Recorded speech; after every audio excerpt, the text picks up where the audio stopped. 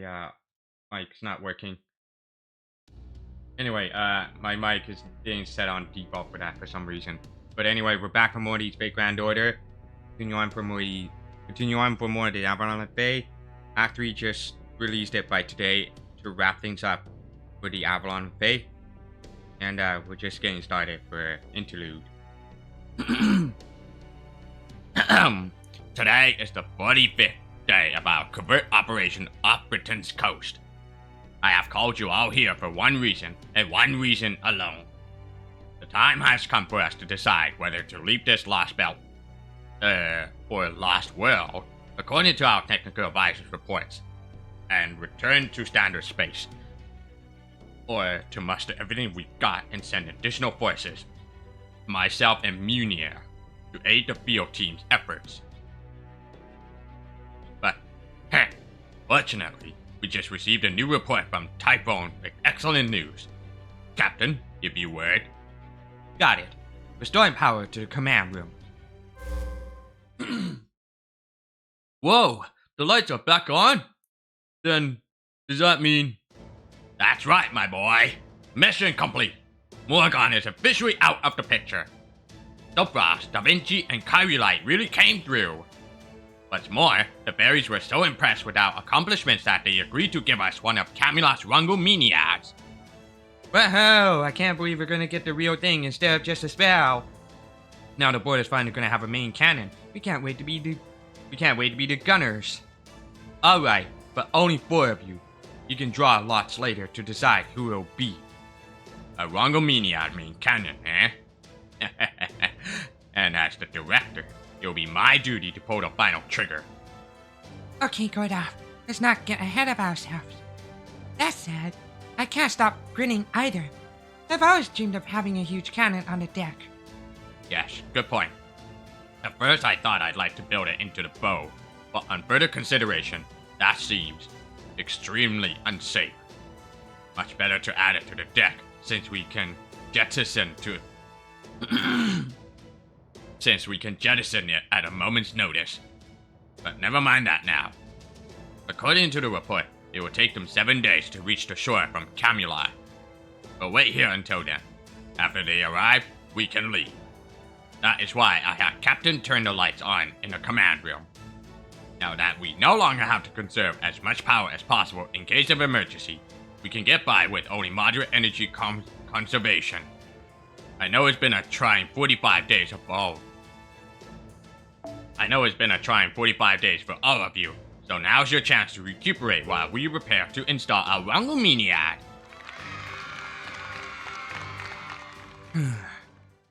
Is something the matter, Administrator Advisor?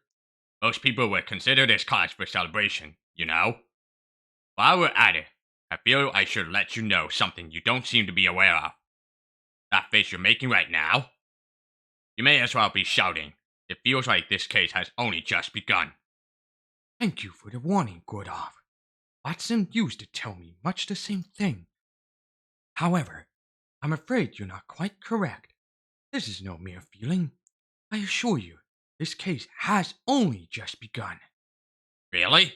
Even though we defeated Lostbelt's king? Still have yet to answer so much as only one truly essential question, Director. How did this Lostbelt come into being? Why was Camelot built? What purpose were the bells of pilgrimage originally meant to serve? What is the Fairy of Paradise's mission? And what happened to the Great Calamities? The Red Calamity and Black Calamity that ended Britain during the first iteration of the Fey Era, before Morgan's involvement. For that matter, who was it that originally attempted Britain's destruction? If the unnatural lines of malice I've glimpsed in Da Vinci's reports are any indication, the true culprit, no, the truth itself, still lies elsewhere. Rest assured, I am all in favor of restoring the power and recuperating, but not for the purpose of returning home. No. No.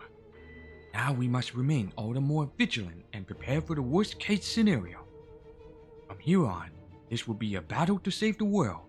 Chaldea's aid will be essential.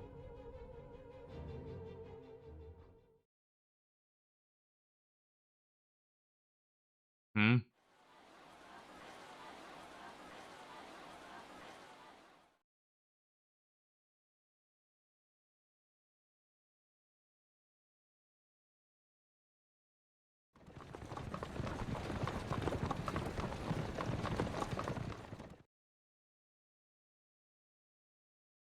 It feels like we got back to Salisbury in no time.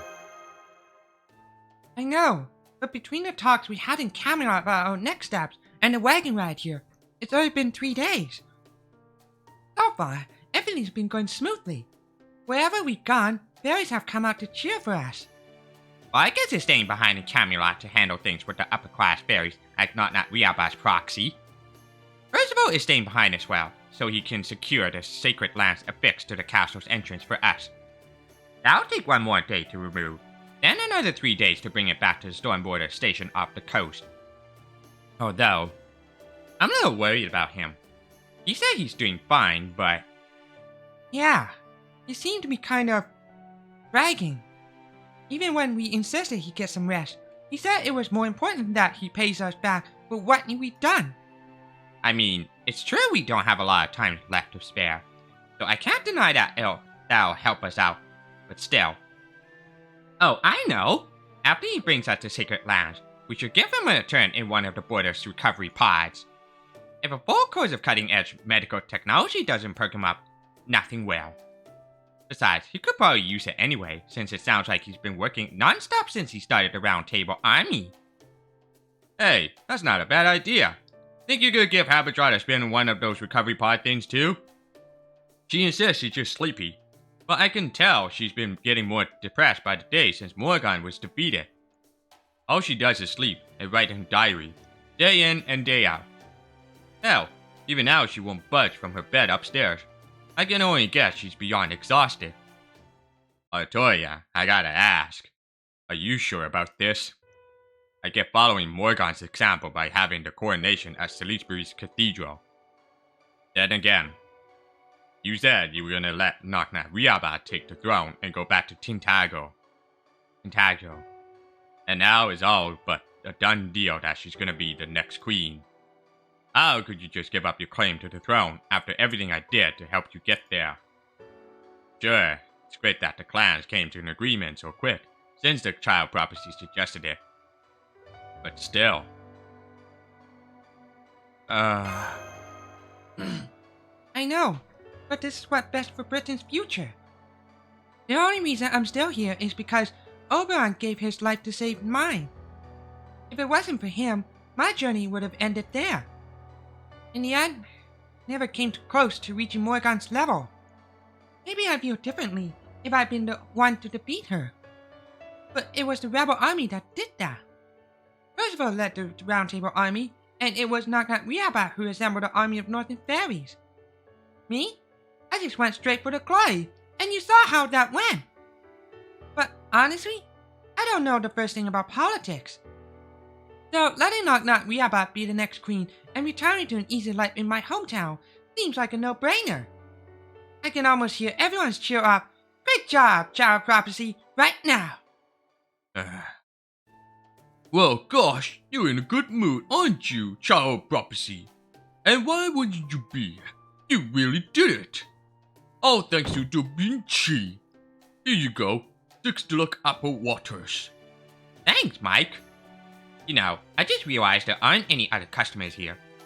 There a reason for that? Oh, that? I reserved the whole place for you guys after Red Rabbit told me you were coming. If the other fairies found out the Child Prophecy was coming here, the place would be packed to the rafters. Especially since there are fairies here from all across Britain to see the next queen's coronation. And I've got a feeling you don't much care for crowds, right, Artoria? So I thought you'd feel more comfortable if it was just you guys here. Well, you're not wrong. Thanks, Mike. Okay, everyone, let's toast to our victory. All together now. Cheers!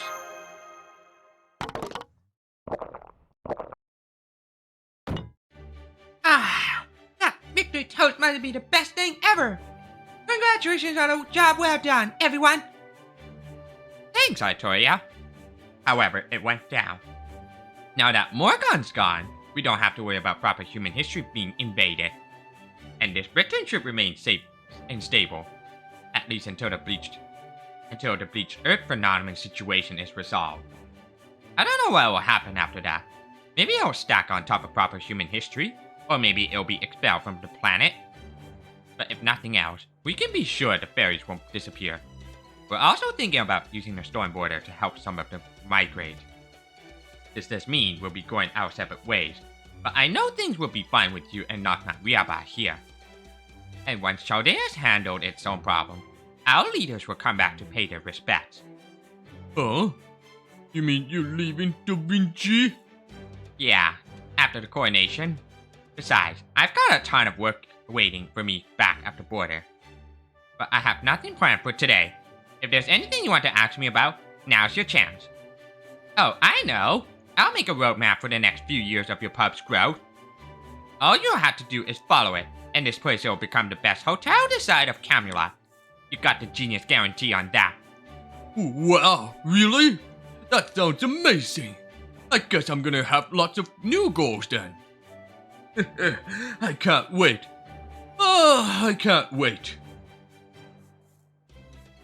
So, Mash, what did you and Vargas talk about earlier? Oh, right. We had a short chat just before we left Camelot. I've been entrusted with handling the aftermath here in Camelot. Percival and Knock Riaba's subordinates will be the ones making the decisions. But I should be more persuasive with the ambassadors and officials who have yet to get on board with the new administration. As for Spriggan and Aurora, they both agreed to support the child prophecy choice for the new queen. I'm concerned that we still haven't heard from Miriam, but I doubt that will be a major issue. Understood. This may sound strange coming from me, but I'm glad you're here helping us. There's no need to thank me. This is all I can do to be useful. Though I must ask, why do you look at me like that? I'm a criminal and a traitor to the crown. I don't deserve to call myself a knight. That's not true, Vargas. You're an exemplary knight. Your loyalty to Morgan never wavered, even for a moment.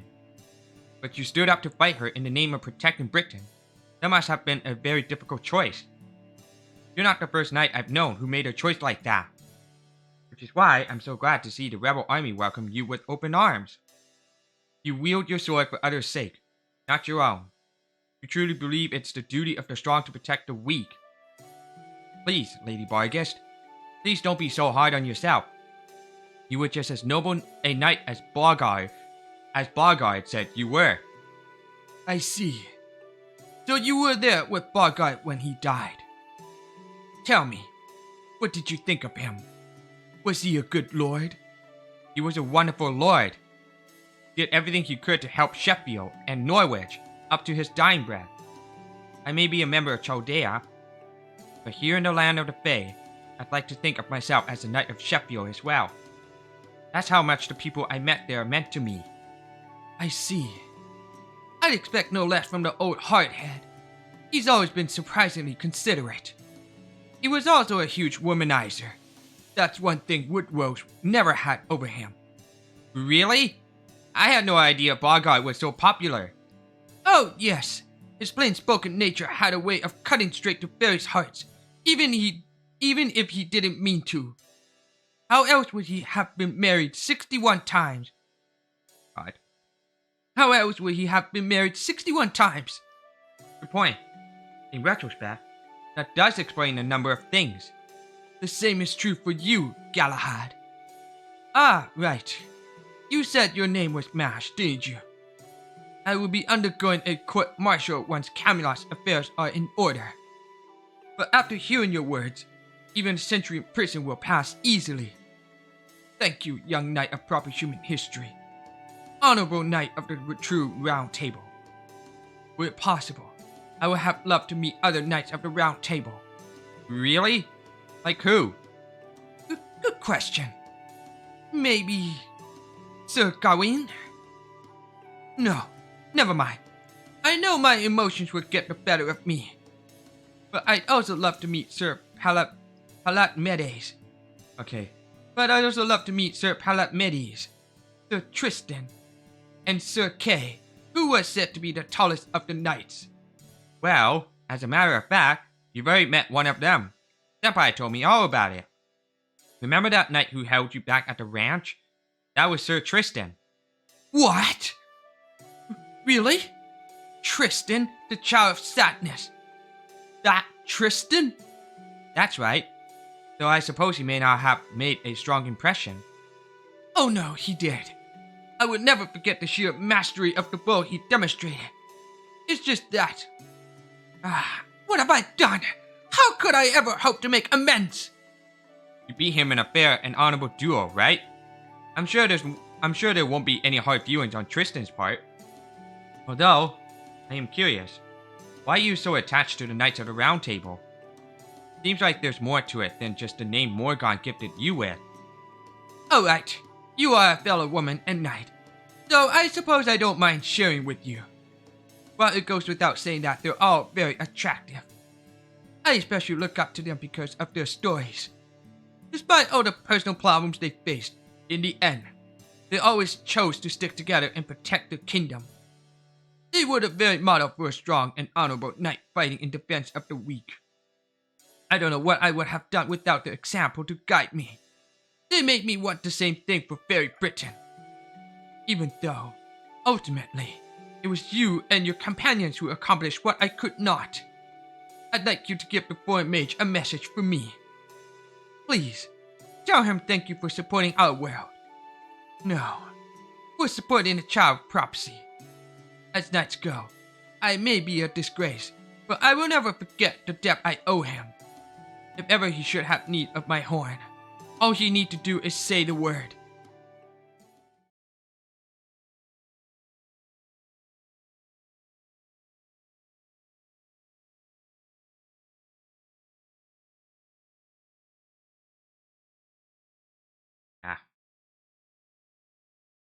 She really said that, huh? Yes, it's unfortunate that we first met her as an enemy. I hope from now on, we can help each other instead. Don't worry. Vargas may be readying herself for jail, but there's no way Knock Knock Riaba's gonna let her see the inside of her cell. There ain't anyone else around who knows the fairies of Camelot as well as she does. If Knock Knock Riaba's gonna rule effectively, she's gonna need a right hand she can trust. You're heading out, Grimmer?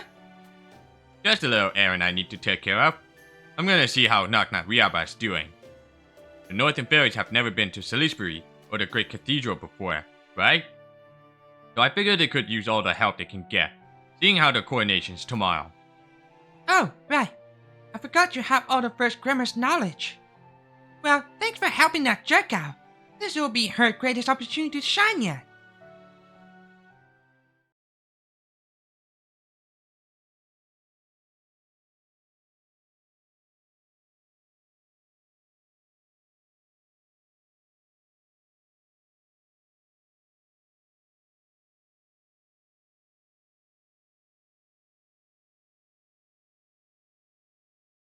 There's no more here.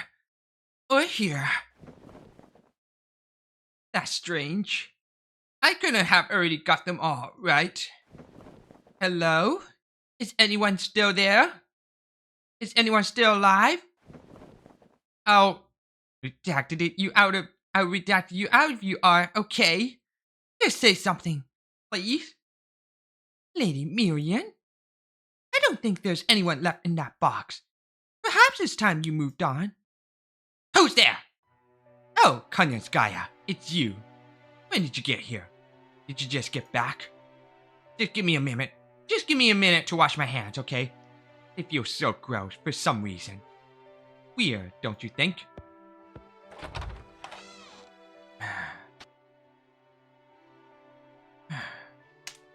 Take that! And that! And that! You can't hide from me! Not in the words! Not anywhere! Die, die, die! I want to see you running in panic, wailing for someone to save you before I grind you to paste! Are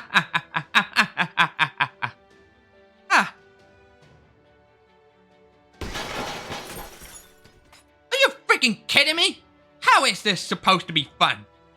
It's gross. It's disgusting. How the hell can you fairies enjoy this? Answer me, you disgusting insect. You started this, right? Why did you do this? Why are you begging for help now? If you know how awful it feels, then why didn't you spare the Wing Clan when we begged you to?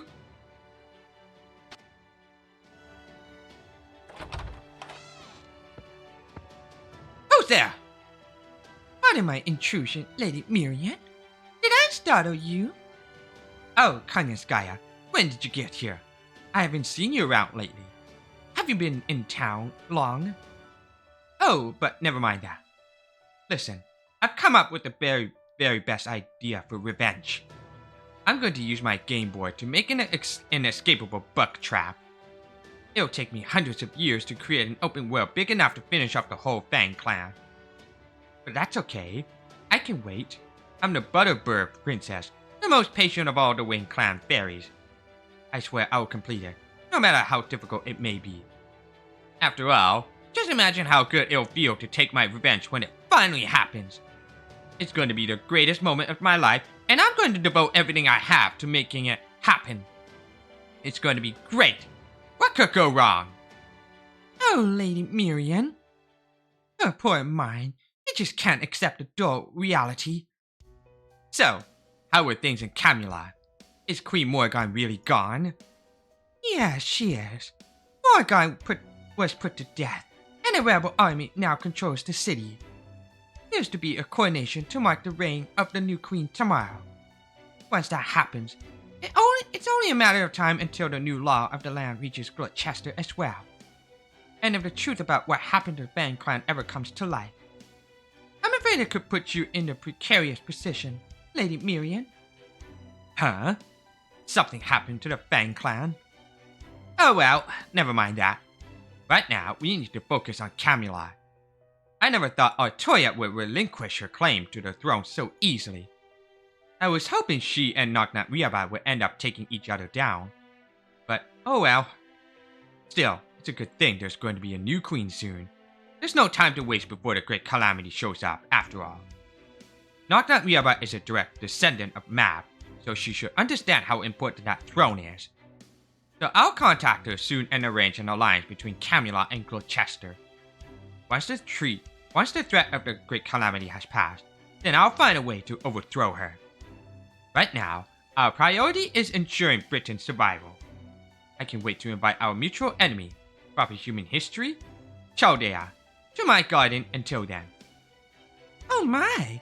You're going to go to war with Chaldea, Lady Miriam? And here I thought you didn't have any interest in them. I didn't at first. But it's obvious now that proper human history is a threat to this land. And they're your enemies as well, right? So that makes them mine too. But first, Knocknut Riaba. I'm going to start by writing her a letter, asking her to kick the Round Table army out of Camelot as soon as she's officially the new queen. There's no way I'm letting Chaldea have her sacred lands. They all belong to Fairy Britain. Anyway, once I'm done writing it, would you deliver the letter for me? I used to have Oberon handle this sort of thing, but I haven't been able to reach him lately. Very well then. I'll be glad to attend the coronation on your behalf.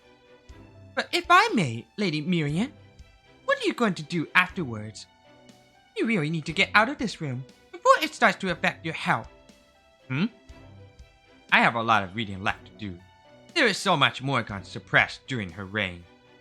How did she stop the Great Calamity before? And for that matter, what is the Great Calamity? I just know the answer to those and other questions must be in the documents I took from Camelot.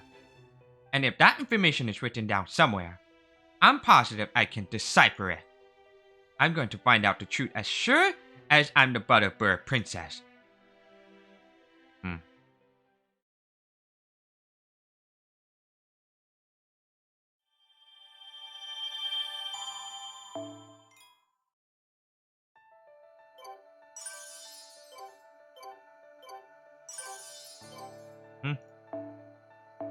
Another interlude.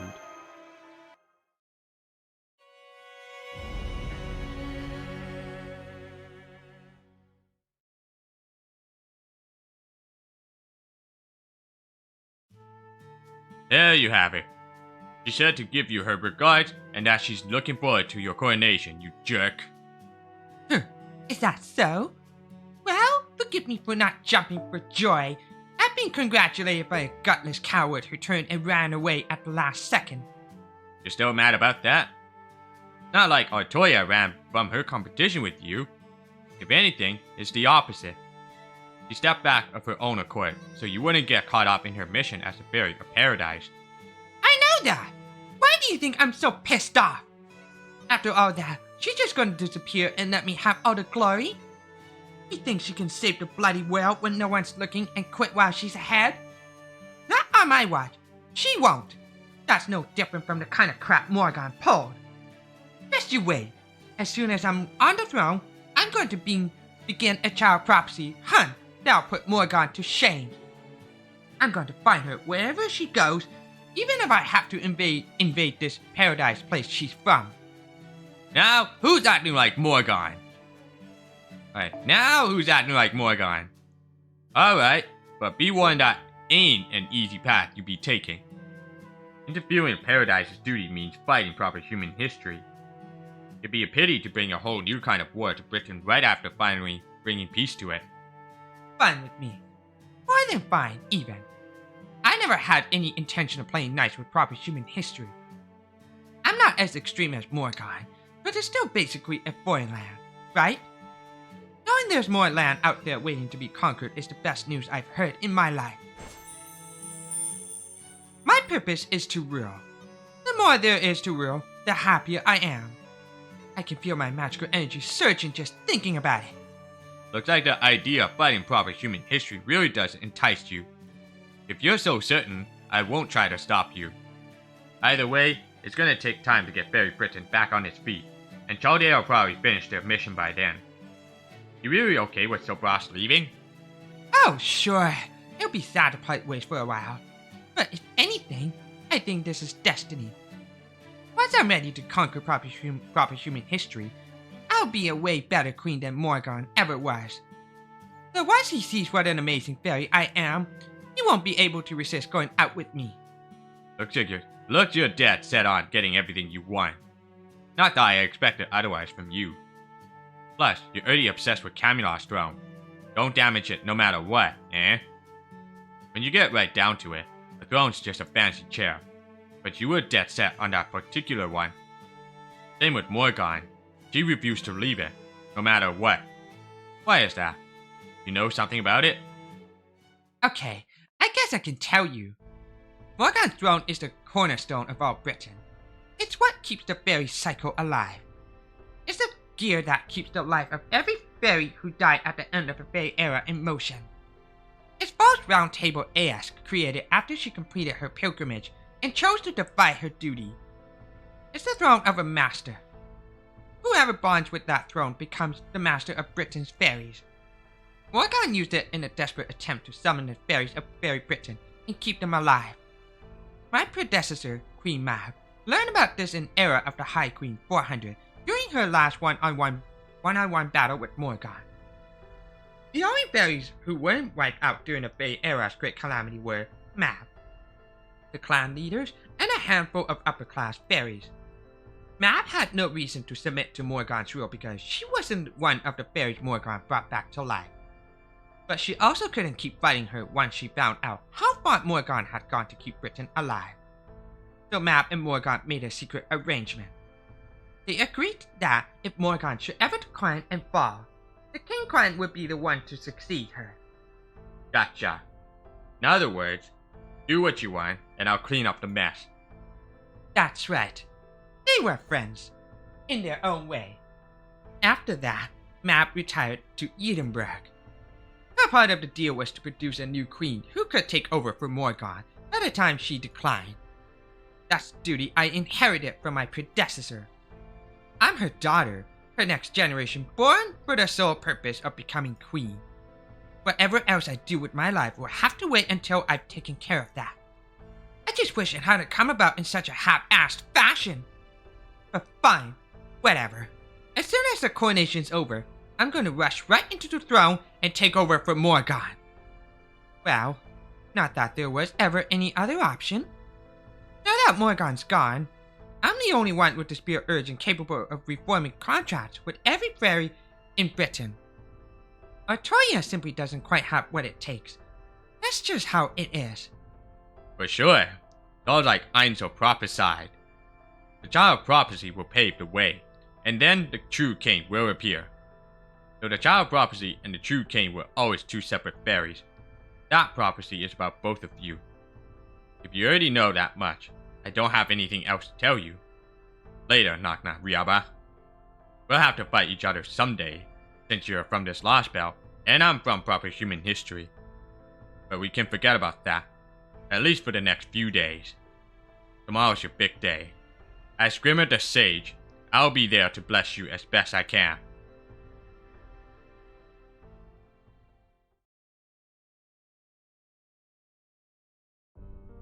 The apocalypse turned everything to ocean. In the beginning, there was only ocean. Shooting stars streaked by. Civilizations faded. The earth was returned to resources. Everything became ocean. Some mishap on this planet caused everything to vanish. This is the owl's dying voice. The sound of suffering from one yet to be put out of its misery.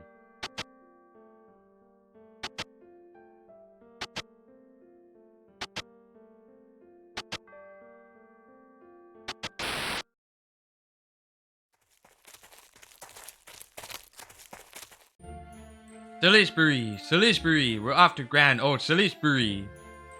Start of a new era. A new queen shall reign. Would it be the child prophecy? The child of the queen? We don't know, but as long as she does a good job as queen, it's all the same to us. Come on, let's hurry to coronation. Goodbye, merciless Morgan. Hold on, everyone. Look, over there. There's a Morse on that hill looking at us.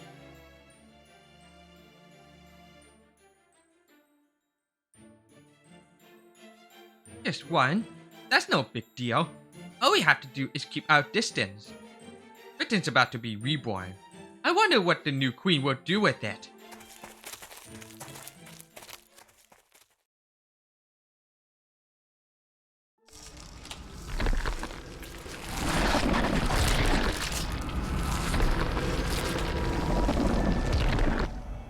Right.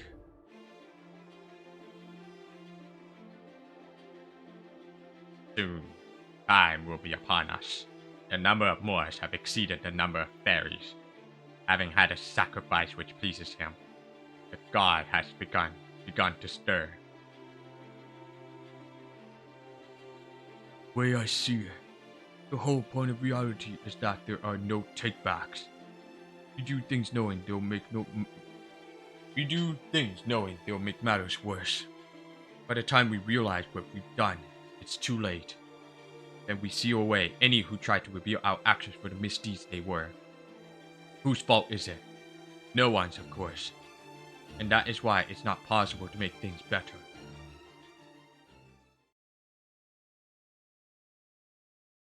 You've heard of going out with a bang. I think that's a wonderful idea.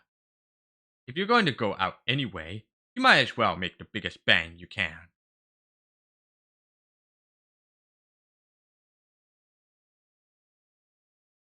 Repeat.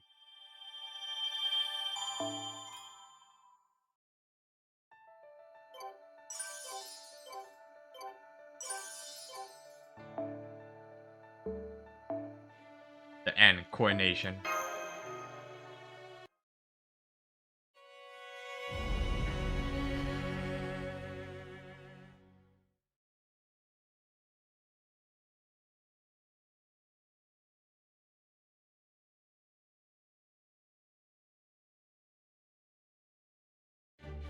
Good morning, everyone. It's coronation day. Now, come on, wake up. We need to get to the cathedral before it gets too crowded. I don't think we need to worry about that. You've already got special seats put aside for us. Plus, the coronation should only take an hour. Have you all thought about what you'll do afterwards? Senpai, Da Vinci, and I are going to wait for Percival. That way, we can help him transport to sacred lands. I'm going to go back to the Welsh woods to tell them my journey was a success. After that, I think I'd like to help the recovery effort in Londinium until things settle down there. Good idea. Once I see things are in order there, that's when I'll know my job's done. Bit about making sure Morgan's defeated is done at this point. So once your journeys come to a complete end, I'll be able to put Britain behind me with a clean conscience. Huh? You mean you have a home of your own, Muramasa? Of course I do. I ain't a vagrant, you know. I'm actually something of a royal assistant, believe it or not. Plus, I still got a weird colleague waiting for me to get back. I can't up and quit for no good reason. Too bad. Too bad. I'd love to recruit you to our side, but I know you're not the kind of to break your existing commitments.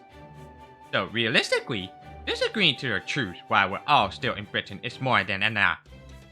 By the way, what about Habitat? Is she still holed up in her room? Yup.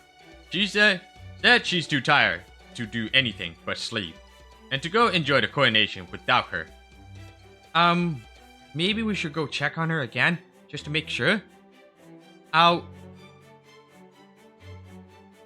that's okay. I'll go.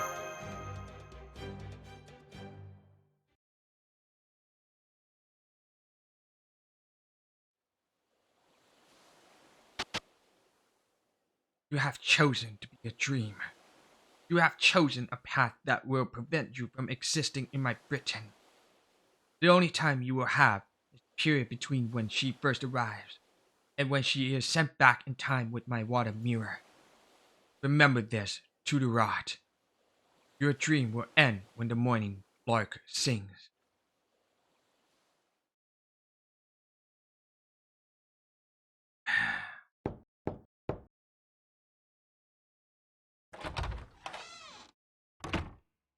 Habitat, are you up? Huh? Huh? You went to the trouble of checking on me? Wow, you're a real good person, aren't you, Frost? But don't worry about me. Go on, get going. Everyone's gotta be waiting for you outside. I'm just tired, okay? I'll be fine once I'm properly woken up. But, are you really okay with this?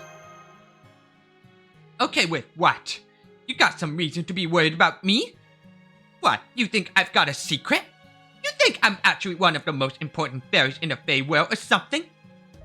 Oh well, I actually don't know anything about your past. Right? Good. If even a single person knew who I was, it put me in a real pickle. So it's fine not to remember me. I just have one or two things left to do after all. But thanks for asking, yeah. It's still too soon to say goodbye, but I appreciate your checking in. Make sure you and Mash look out for each other, Frost. You turned out to be a pretty great groom in your own right. Right.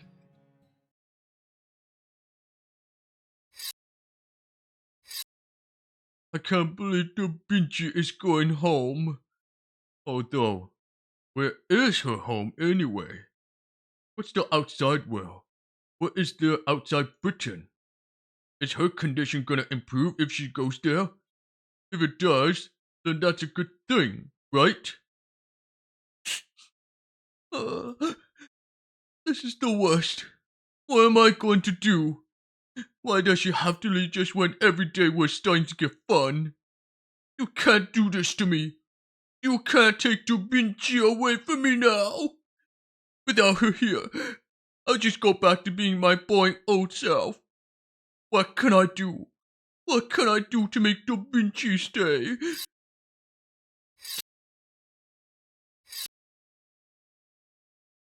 I don't know, just move on.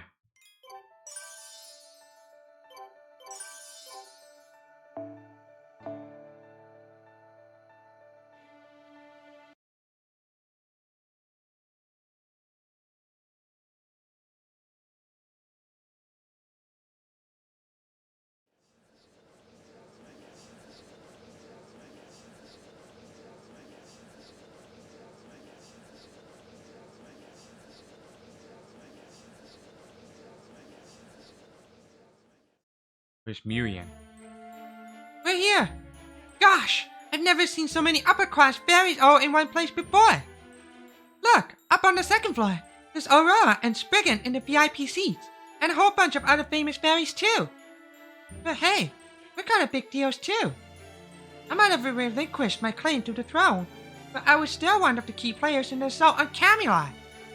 Our seats must be at the very front of the... Huh? They're all full? Let me see. It looks like our seats are on the first floor, all the way in back. These are like the seats you give to your friend of a friend if there are any left over, right? No, it's not that bad. Oh, good. You're all sitting here, too. First of all, I thought you were in Camelot. Yes. Well, that was my original intent. That was my original intention. But Lady Barkis insisted otherwise. Let me guess. She said that it would be ridiculous for the commander of the Round Table army not to attend, and that she could easily handle things while you were away? Got it in one. Verbatim, even. She did also say to give you her regards, though. She really is a thoughtful guardian knight, isn't she? I'm fully in favor of you being here, too. Oh, how's removing the sacred lands coming along? If you need help with it, I can always come back with you to Camelot once this is over. No need to worry. It's coming along great. It should be done by noon today, and the land should arrive in Salisbury by tomorrow night. Awesome. I don't know if a sacred lance made by Morgan is something we can actually use ourselves. But even if we can, it'll be an invaluable divine construct, just as a reference. Thanks again, Percival. Quiet, everyone! Knock Riabas here! Okay. I mean... That's...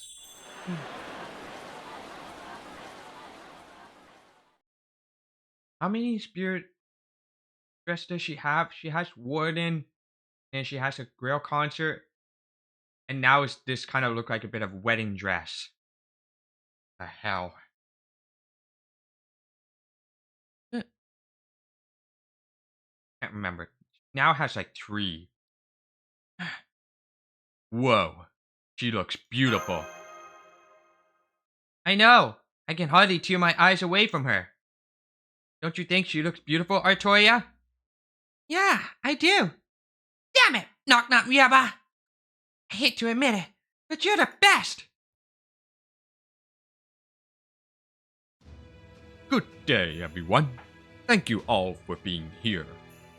Temporary though my position may be, it is my honor to lead this coronation ceremony on behalf of the 6 clans. Lady Riaba of the King clan, our new ruler who will surely lead Britain to a more prosperous future. Please make your way to the cathedral altar and the coronation pedestal. It's begun. It's a very solemn affair, isn't it? So that crown has been blessed by all 6 clans, and once Knock Riaba puts it on, that will mean she's officially become queen. Yup, pretty simple as far as ceremonies go. And since the clans have already come to a consensus, there shouldn't be anyone opposed to. Here, everyone. These goblets are for you. Goblets, okay.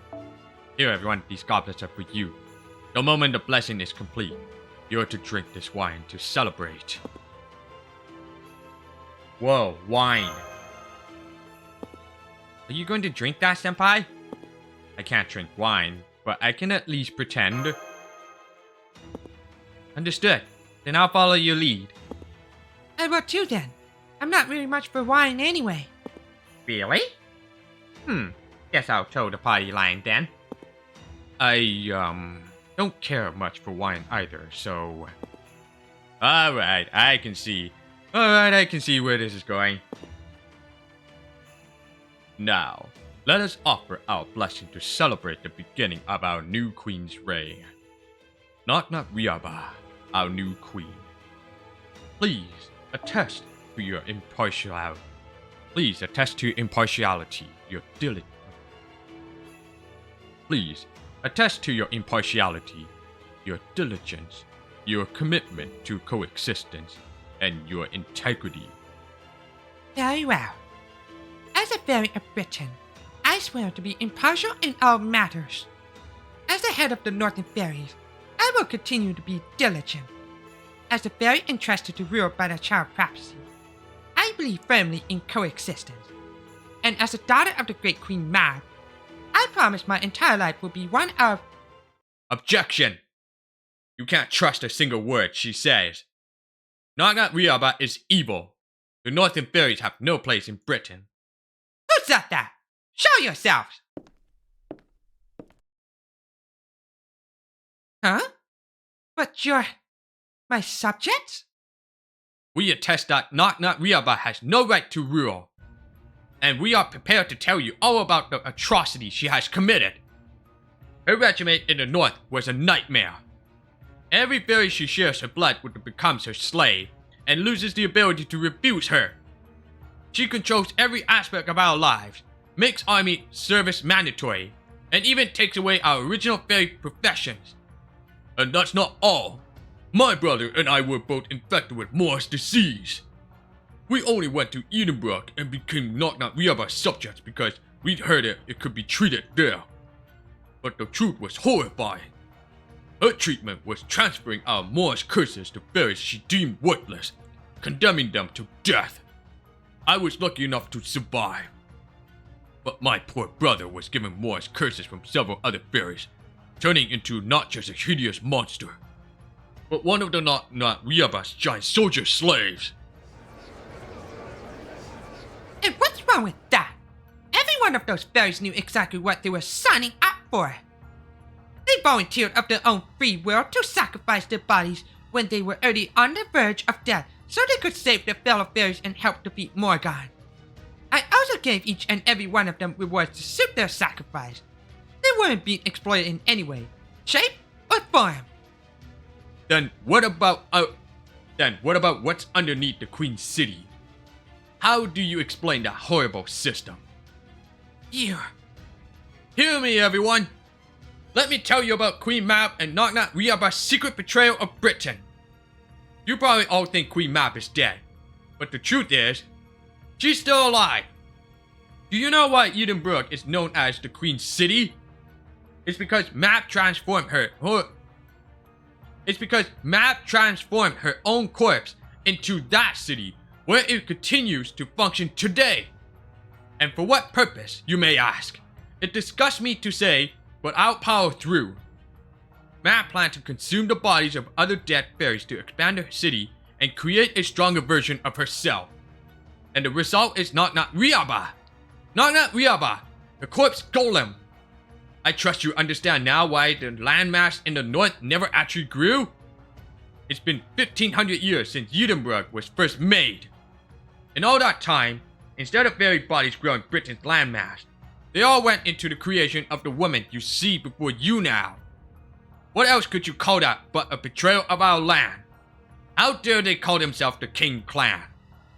The truth is, Mab and Nagat Riaba see us British fairies as no more than the food for their own consumption. Betrayal? You have no idea what Mab put herself through for your sakes. This land can't exist without a fairy strong enough to sustain every other fairy. That's the only reason Mab became a city of all things.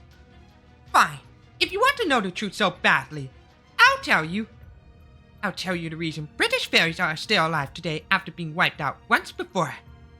I'll tell you the truth behind the Britain we inherited from Queen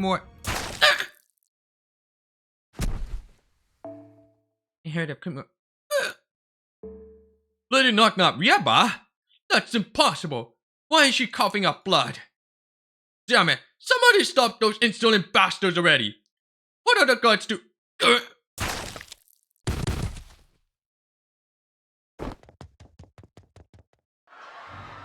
There, you see? Now that her sins have been exposed, they couldn't bear the weight of their shame. Now's your chance, guards! Bring Nagat Riaba to justice! Don't let the false queen get away with this! We can't let the Northern Fairy Queen of all people take the throne, especially when there's someone else much better suited for it.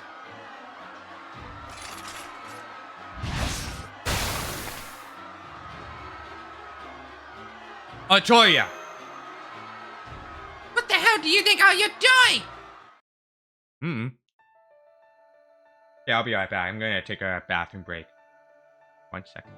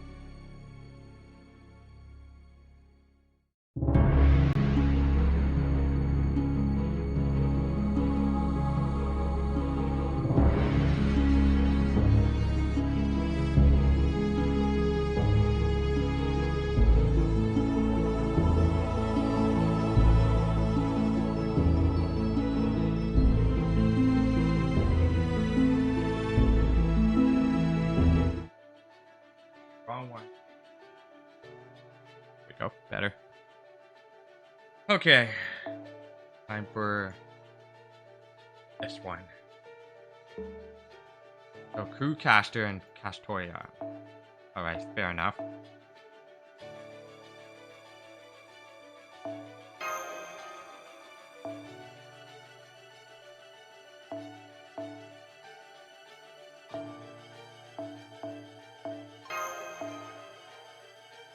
That one was the this one? Is he almost nearing it? No. Shit, what was that thing? Blackbeard. Yeah. But Gareth.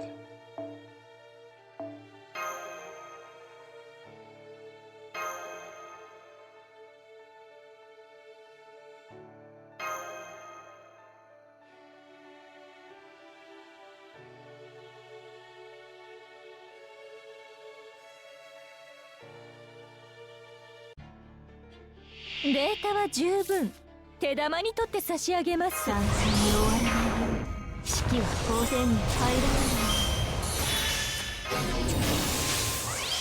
ない。そのように失礼。じゃあこいつまで練習だな。そんなにやることないの。そのうちに準備。何の暗き湖よ来たら。それはいつか来る兆しの星。誰に呼ばれるまでもなくあなたは星をかざすでしょう。アラウンドカリバーン。それは絶えず見た滅びの夢。最果てにありながらトリバースを感謝。ロードレスキャメル Easy. Hahaha. 2 million. これでも勝ちは勝ちだよな。うん。Right.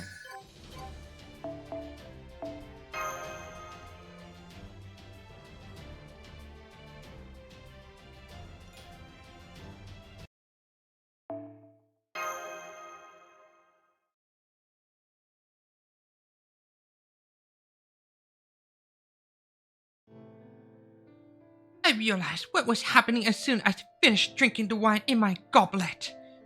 The wine they were passing out had been poisoned. At least, the wine given to me. The Northern Fairies and Artoria's group. I'll be fine. I would have kept the bucket a long time ago if my body couldn't handle a little poison. But I doubt Artoria and Silvras can say the same. I took a casual look at the back row and saw that none of them had touched their goblets. I don't know why that is. Probably just a coincidence. But at least I knew they were safe. I can't imagine Artoria would have caught on, so it must have been Silvras' idea not to drink any. The Northern Fairies here are all my long-serving subjects, so their connection to me is strong. They should be able to handle the poison as well as I can. So I'll pretend nothing is wrong and let the coronation proceed.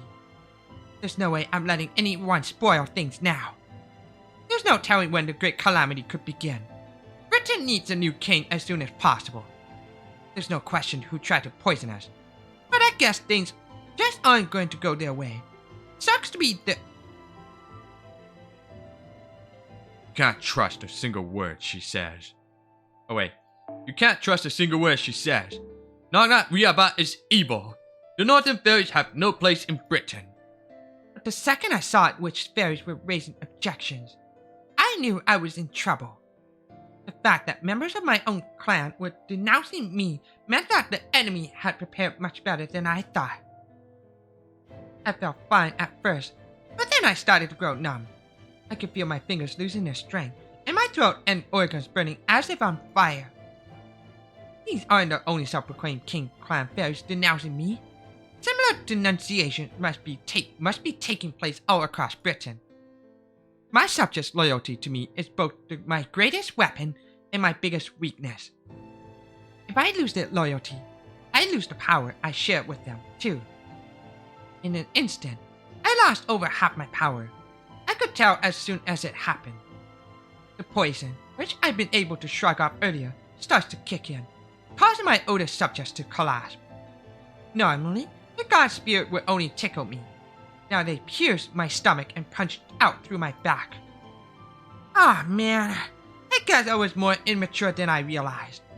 I must have been so excited about finally getting into wear this dress that I didn't notice until it was too late.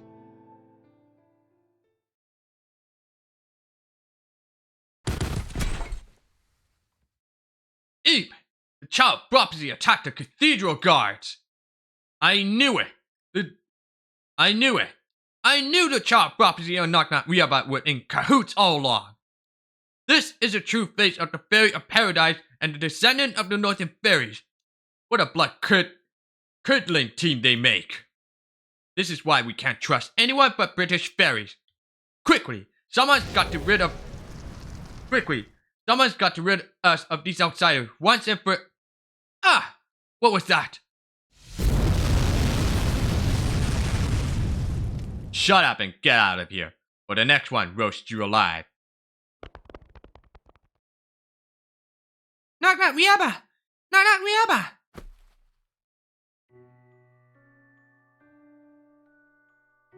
No! No! Come on! Knock Riaba! Don't give up on me! What's going on? Why doesn't she stop bleeding? Why aren't her wounds closing? What's wrong with you, Knock Riaba? These should just be little scratches for you. She's not generating nearly as much magical energy anymore. It's almost like her spirit urgent is shrinking. Now wait, is she reverting to a child? Come on, Knock Riaba! Wake up already! You're going to be queen, right? That's what you've been working towards all this time, right? You're supposed to be looking down your nose at me and laughing like you always do. Come on, you big jerk! Huh? Uh-oh. Was I sleeping? Knock Riaba! You're awake! Oh, thank goodness! Hang on, I'll treat you right away! Oh no, that's okay. I'm okay. I'm used to this kind of thing. That's weird. I know your face. I always remembered it when things were hard. You're my rival. Yeah. But I'm sorry. It's strange. No, I know you. But I don't know your name. I'm not sure what's going on. What is this place?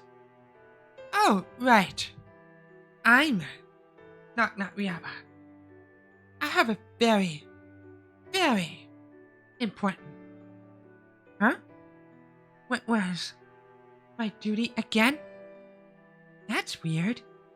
I keep forgetting things.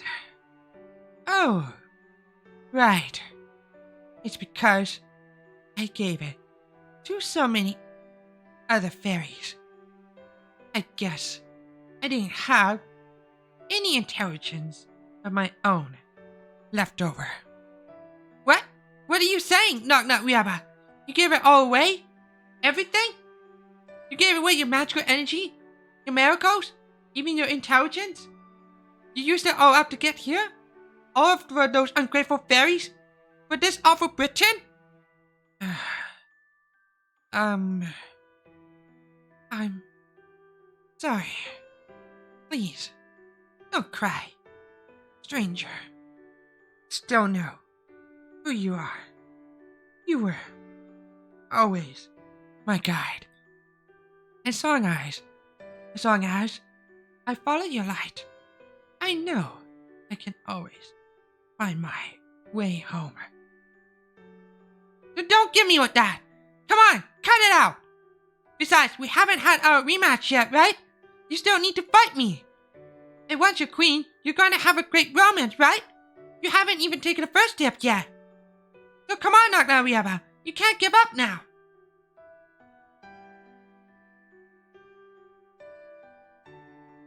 That's not true. I beat you there too, stranger. I already had a taste of love. It was really, really lovely. And once the ceremony is done, I'm going to make him mine.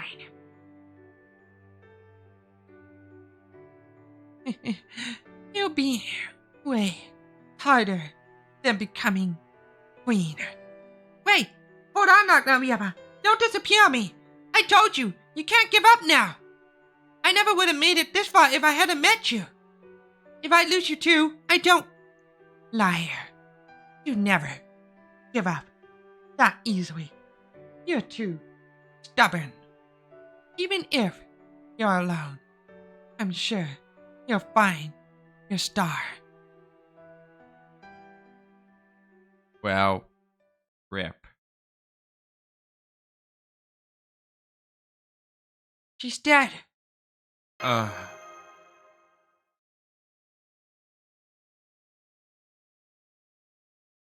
Guess have to pay respect. I took care of the guys who pulled their swords on us. The other spectators all fled. Did Spriggan do this? Nah, he ran off in a panic as soon as things started going south. I don't like it. It ain't just arguing I hear out there. Those fairies are killing each other. And here I thought fairies didn't fight if they weren't part of an army. I think the fairies of Salisbury are probably trying to get rid of the northern fairies. I don't know how much of an effect those King Clan fairies' testimony had. But now, I'm afraid Lady Knock Riaba isn't here to stop them anymore. Now, the southern fairies feel justified in attacking Edinburgh. And the northern fairies who still consider themselves King Clan will fight to avenge Lady Knock Riaba's death. The way things are going now, Britain will be consumed in civil war again. What a terrible waste. Yes, this was supposed to be the start of a new era, with a new benevolent new king leading the way. Instead, it's just like what happened with the coronation at Londinium. Sorry, but we'll have to pick this discussion up later. With clear heads. Those guys have got the cathedral completely surrounded. Those guys have got the cathedral completely surrounded. We gotta figure out a way out of here before they come for us too. Huh? Why would they come for us next? Whoever did this just assassinated the Northern Queen who managed to conquer Camelot. I don't know what charges they'll level at me, but I'm definitely next on their list. My guess is some nonsense about me conspiring with Knock Knock Riaba to take Britain for myself or something. No, on second thought, I doubt there's a fairy in Britain who isn't already dying to kill me. That ain't it. Whoever poisoned that wine had no idea what the Fairy of Paradise's mission is. If they had, they never had killed Knock Knock Riaba. She was the only one who could have saved Britain. Or rather, its fairies. And now, her assassin has just killed the last hope they had of survival, which I doubt they realize. But never mind that. What you gonna do now, Artoria? You gonna follow Knock Knock Riaba to the grave? Or are you gonna pick up where you left off? I'm a reasonable guy. Just this once. I'll respect whatever you decide. Where she left off.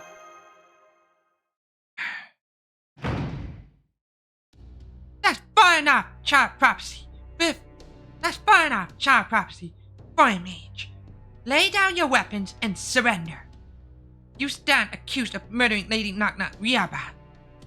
We've received testimony from many different fairies that you not only interfered with the coronation, you also murdered the guards who tried to stop you. As the head of Salisbury security, I am placing you under arrest. Arrest? What are you saying, Lady Coyle? We've obviously caught them red-handed. The child prophecies deceived us. The boy mage can't be trusted, and Percival of the Round Table Army instigated the whole thing. We can't let them leave here alive. Let's just cut them down now and stick their heads on pikes in the town square. That should calm things down. Absolutely not! Testimony alone cannot be taken as facts. They have a right to share the side of the story, and as the Wind Clan, we must strive for impartiality. What do you think you're doing? Come on, let's get them. But don't go easy on them just cause we outnumber them. They managed to survive a fight against Morgan. They've gotta be tougher than the Londinium soldiers. Fight back if you want, but any resistance will be taken as a confession of your guilt. But if 3 of you give yourself up, we'll let the other fairies live. So, what it will be, all of you dead, or just 3 of you? Go ahead, the choice is yours.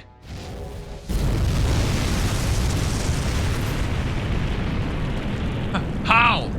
This is custom-made mithril armor. Shut up. We don't have time for this crap. You just killed more If you want to run for it, go right ahead. You seem like the reasonable sort. I don't see any reason to burn you to... Kukulon!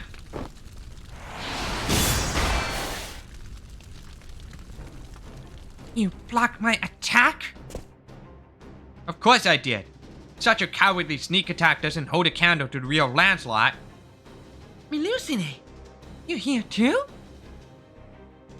Then the one responsible for all this must be... Shut up, Cora. Not my job to keep you safe. My job is to neutralize the child prophecy and the Chaldeans. You can handle the aftermath how you like, as far as I'm concerned. Turn them into rabbit, strangle them, imprison them. It doesn't matter to me. Oh, but I will say this. I wouldn't go outside for the next few hours if I were you. The city's erupting fighting. You wouldn't last 2 seconds out there. And now Lancelot, huh? And now Lancelot, huh? Just what we needed. We might be able to take her if we all face her together, but... Artoria's still in shock. Without her protection, we'd probably lose at least 1 or 2. There's no need for that. I can handle Lancelot myself. Go on, everyone. Now's your chance to escape. I'll meet you at the usual spot outside the city. Huh? What are you saying, Percival? I only need to take care of the child prophecy and the Chaldeans. You have nothing to do with... Oh yes, I do. They're my comrades. I've trusted my life to them in battle. Most of all, they're friends I admire and respect. I don't care if they're the Fairy of Paradise, or residents from the outside world, or even if they're from a different world altogether. None of that changes the fact that we've all lived and fought together. These people have done everything they can to follow the path they believe is right, and to help their comrades do the same. They've devoted themselves to that purpose, and I'm going to do everything I can to help them. That is what it means to be a knight. That is what the Round Table signifies. That is what I was taught at this very cathedral. I was raised to become a knight worthy of the Spear of Selection. To be a replacement for the child prophecy if necessary. That's right. Just because the reasons that brought you children here were tainted doesn't mean your spirits need to be tainted too. I'm so proud of the man you've grown into. That's why I don't want to lose you now. You've already used the Spear of Selection twice. Once 6 years ago, and once against Woodrose. If you use it again, I don't care. Besides, I still need to repay you for the blow you dealt Lady Gareth. Even now, her bravery and spirit live in this spear. Tamlin Lancelot. If you insist on going by that name, even now that Morgan is gone, then I will show you no mercy. If you're going to repeat that terrible mistake, then I'll do everything in my power to correct it.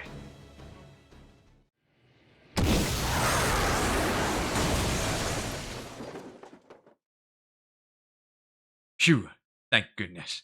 I don't know what we would have done if that hadn't worked. Did Lancelot really just back down? Yes, my Lancelot is actually much kinder than she seems. I knew there was an excellent chance she'd listen to reason if I made a compelling argument, so I took a calculated risk. I don't know about you, Senpai, but that seemed more like a harsh scolding than a compelling argument to me. There's no telling when she might come back, though.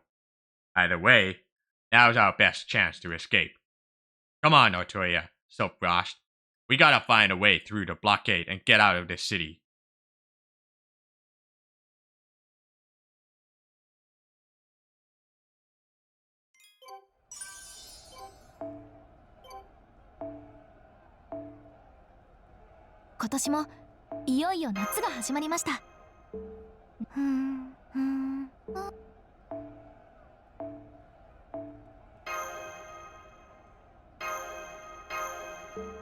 Ooh.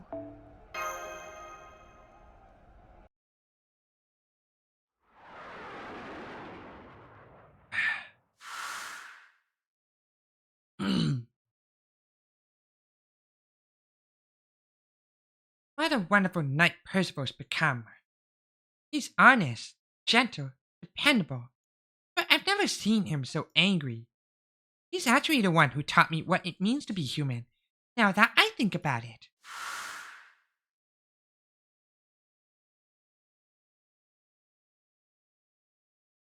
I know what I'm doing is foolish, but I just can't help it. Are those screams coming from around Salisbury? No, it's not just Salisbury. I can hear them from all over. Chester, Oxford, Norwich. Are those Moors? They're not just keeping to the forests and ravines. They're coming out to the plains and highways too. No, wait. Fairies are turning into Moors on their own? We've just received a wind tiding from Salisbury. Queen Knock-Knock Riaba has been assassinated. Accusations from King Clan fairies have stoked resentment against Edinburgh. And now the northern fairies and upper-class fairies in the castle are fighting among themselves. Those idiots! How could they let themselves be riled up like that without a shred of evidence? Where are they? I'll go silence them myself. You there! Capture the fairies who are spreading the wind tiding. I'll slap them with the new administration's first charge of treason. Emergency! A bag of Moors have appeared within the castle town limits. We receive a ton of incident reports from all over the city. We don't have enough soldiers to handle them all. What would you have us do, Your Excellency Acting Commander Bargust? Don't call me Your Excellency. It makes me all twitchy. How could you let the Moors get inside? Hasn't the main gate been repaired by now? Yes, ma'am, but there's no sign of them having entered from the outside. These Moors have been spontaneously appearing inside the city and making their way outside. What? What about the secret lance removal? I'm afraid we haven't heard anything from that team for over an hour. And that's not all.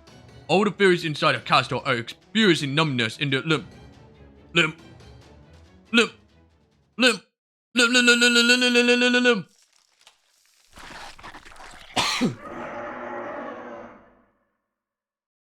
Remned? What? The Moors didn't even touch him. What? Ah! What is that? It's coming from the pit.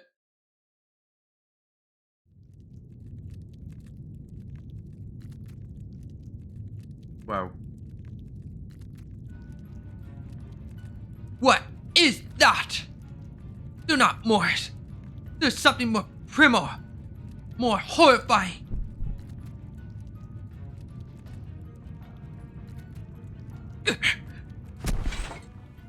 Acting Commander Vargas? Damn it! Here, give me your hand. We need to get you away from the pit. Don't worry about me. I can stand on my own. You all need to get away from here. The pit is causing all these Moors to appear. They'll overrun the castle soon. Get to the plains while you still can. Tell all the other Round Table Army soldiers as well. Yes, ma'am. But what about you? If we're going to run, you and the other fairies should come with... Never mind me. And any fairy who could have gotten away have surely done so by now. Now go on. Leave. Forget about Camelot. I'll hold the rear while you all make your escape. You only need to worry about survival. Dying out here is not an option. Yes, ma'am. I know we'll be fine with Tamlin Vargas protecting us. They really are good soldiers. Strong, earnest, friendly. The Round Table Army did an excellent job training them. My body feels hot. Is that the Moor's poison? No, wait. This is the curse Queen Morgan was keeping at bay. Now that I'm no longer Gawain, it's only a matter of time until I... No, not yet. There are things I need to do first. I have to save as many fairies and humans as I can. I'll defeat the Moors in the castle town myself, or I'll never be able to look the Chaldeans in the eye. That's right. As long as Sopras and the others are alive, hope is not yet lost. I can still save at least a handful of British fairies by helping them migrate, and I can get Adonis out of Britain. That's the reason I'm still alive.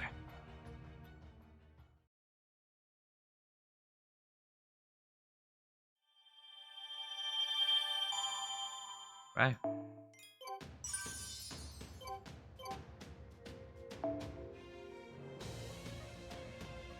Shit.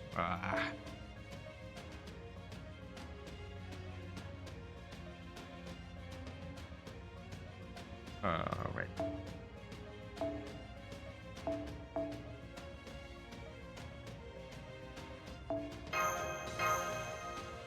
All right, this is survival. If I remember this correctly, I think. Hold on. Okay. Yeah. Battle ends after turn 5 or after turn 4. At least 7 more are defeated.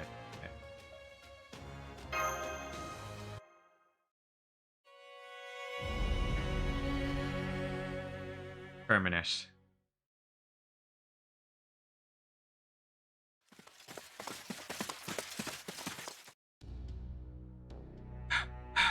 We're safe. Yeah, the fairies from the north and south are pretty busy fighting each other. No time for us. I figured it'd be easy to get out once we gave the cathedral guards the slip, but it wasn't that simple. Yikes! They just closed the gate. We got out by the skin of our teeth. Wait, Abigail's still at the pub. Ain't much we can do for her now that the gates have been closed. Not unless you plan on approaching from the sky, like Lancelot. But don't you worry. Abijah's tougher than she looks, and she's used to this kind of stuff. She's probably giving Mike orders and defending the pub even as we speak. We can meet up with her again once everything calms down. And it's not like you're all that close to Habitat anyway, are you? So don't worry about her too much. She can take care of herself. I guess you're right. I'm concerned about Habitat too, but we got more pressing matters to take care of. Now that there's been suspicion cast on Artoya for the assassination of Knock Knock Ria. I mean, it's only a matter of time now until there's all-out war between the North and the Southern Fairies. And since we teamed up with the North, all 6 clans are going to be out for us and the Round Table Army. Percival, you should head back to Londinium now and... Percival? You okay? You look really pale. I'm fine. Don't worry about me. I'm just tired. I'd like to think this uproar is confined to Salisbury. But you're right, Lord Muramasa. Time is of the essence. We need to act now before... Don't be ridiculous! You can hardly even breathe right now! You're not doing anything else until you get medical attention! Ugh! We'll just have to find you a bed in Gloucester or some other nearby village! We can worry about what to do next after we take care of that! But she said we need to find you somewhere to rest. Not just yet. We got some cleanup we need to do first. Looks like some Moors overheard the commotion. At least they'll be a lot easier to handle than the riot in Salisbury. Come on, let's take care of them and... Hang on, why are there so many of them? Mash, Da Vinci, grab Percival and get him to that forest over there. Hurry! Grimmer, Sulfrost, Artoya, get ready to hold them off. We'll keep him busy for about 2 minutes, then make a break for the forest ourselves.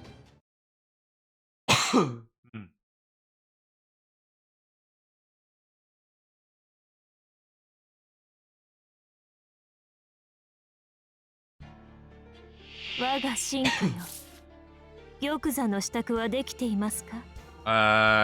is it in Japanese and hiragana text on that charge bar? Aniplex? But Lassinger, what did you do?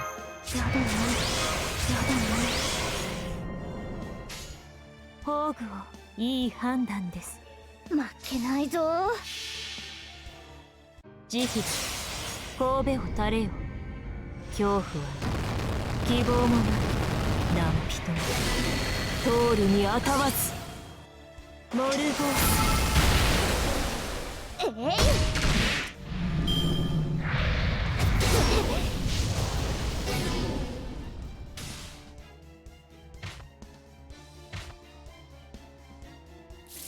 What the fuck? Top one shows in hiragana and then the bottom one shows in English. What the hell, man?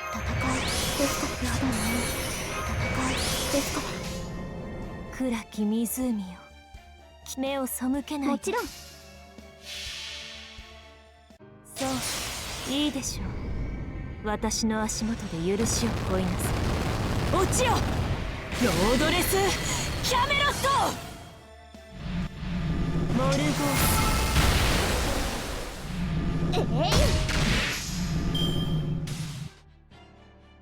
Oh no.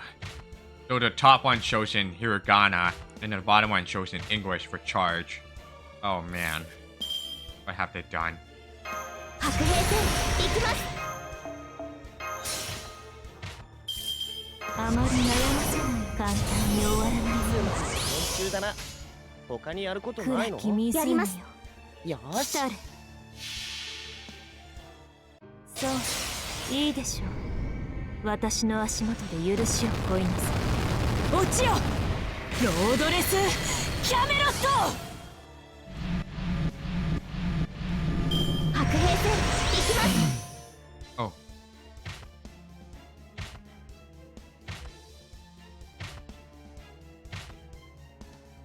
Alright, battle ends.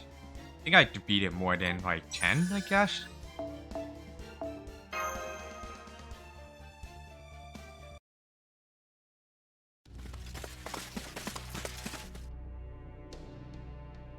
That was crazy. I'm sorry. I should have been the one to fight. Never mind that. Just shut up and eat this. It's some of my best dried fruit. It'll help you recover some of your strength. Thank you, Artoria. You really are the child of prophecy. You're one of the strongest, most honest people I've ever met. I knew I was right to wait for you. You believe that you've come. Wow, there's a ton of Moors all over the highway too. What the hell's going on here? How can we get anywhere like this? Hey, there you two are. How are things looking at the other cities? That bad, huh? Then I guess it's finally begun. Grimmer? We're not going to Gloucester or Londinium. There are Moors popping up all over the island, and every city shut its gates. What's worse, all the fairies who are overcome with fear in all this mess are turning into Moors on their own. Nowhere in Britain is safe anymore. This is the beginning of the great calamity. Huh?「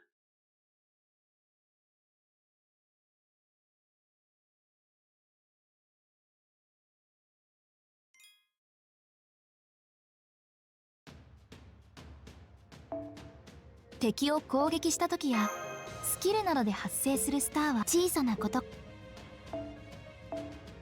Alright. Already setup skipped. The great calamity? Already? Right, so, don't forget, Morgan's been waiting on it all this time. Don't think she knew what form it would take, though.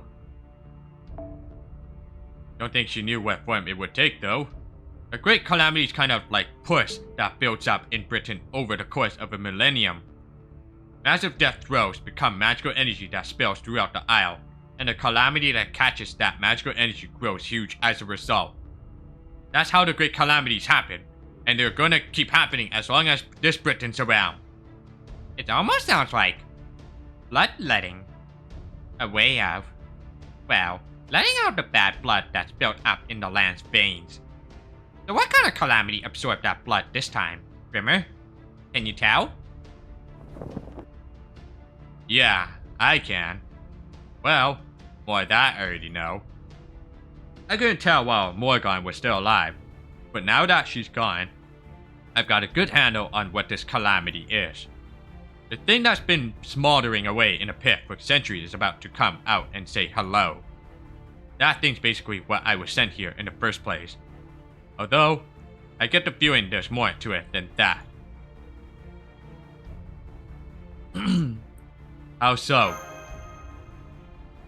From what Gary and Frecky have been smelling, there's signs of more than one calamity on the way.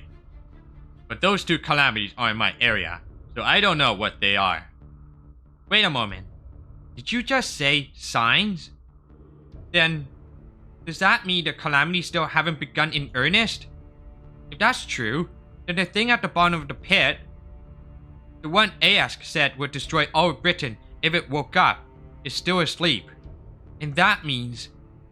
We can hit it now, while we still got a chance. Exactly. You're a quick one, Missy. But to do that, we're gonna need the Fairy of Paradise's help. The old God of Wisdom is telling me we're gonna need her to put the thing at the bottom of the pit. The one that awaits at the pilgrimage's end, to sleep. Unfortunately, he didn't offer a lot of specifics. I still don't know what exactly that thing is. For example, Artoria, I think it's time you told us about your pilgrimage's final destination. About the Fairy of Paradise's true purpose. Artoria? It's... Yeah, talk about the worst possible timing. Can't they tell we're busy here? Never mind that call, Artoria. Go on. What were you gonna say? Huh? No, wait, hang on. That's right. Don't you see, Da Vinci? We're getting a transmission. Our electronic devices used to be inoperable here, but now they're working again. Well, damn. Don't I look a fool now? Hello? Hello? This is codename Watson. Do you read me? Chaldea? Loud and clear, Miss Watson. This is 221B Baker Street. The last carrier pigeon message we received is 4 days old at this point, so I'm afraid we're not entirely clear on your current situation. But permit me to summarize ours. About 1 hour ago, the border's Furious systems began coming back online, including the systems that were previously shut down if we so much as approached the Isle. At the moment, our electricity is being provided by the steam generator while we perform maintenance on all parts of the ship. We can also tell from our radar that a dense magical energy contamination has settled over all of Britain. It is too soon for this to be more than conjecture, but I believe we can say Britain has begun its collapse. It was the Isle of Britain itself that rejected proper human history, and therefore the Storm Border. With Britain losing its power, we too can now intervene in matters more directly. Then, you mean the border's back up and running? Naturally, Mr. Soapfrost, which is why I would like all of you to return post-haste. The professor still has yet to recover fully, I'm afraid. So we'll need your help to put together a navigational program that will let us maneuver through Britain's dense magical energy, Da Vinci. Once you have all returned to the Storm Border, you should be ready to begin operations in approximately 6 hours. Come on, Da Vinci. What are we waiting for? Right. With the Storm Border on our side, we can definitely handle the pit. No. We can face any calamity that comes at us. And we can heal Percival in no time too. Thank you. I truly appreciate your kindness, but I have to refuse. Please, just leave me here. Time is of the essence, right? I couldn't live with myself if I slowed you all down. Don't be ridiculous. I can carry you no problem. You won't slow us down at all. Right, Da Vinci? Only if we don't run into any more packs of Moors. And unfortunately, the odds of that are pretty low. First of all, it's only a matter of time until Moors show up. It's only a matter of time until Moors show up here too. If we leave you here alone, we'll basically be leaving you to your death. But you knew that, didn't you? Even though you said you consider Artoria, Mash, and Soapfrost friends. Yes. I know this is very selfish of me, but... Gotcha. Well, if you're that committed, I guess there's nothing more to say. Da Vinci! So instead of saying anything, we're just gonna bring you with us whether you like it or not. Isn't that right, Retrofit? Yeah, I know you're hiding over there.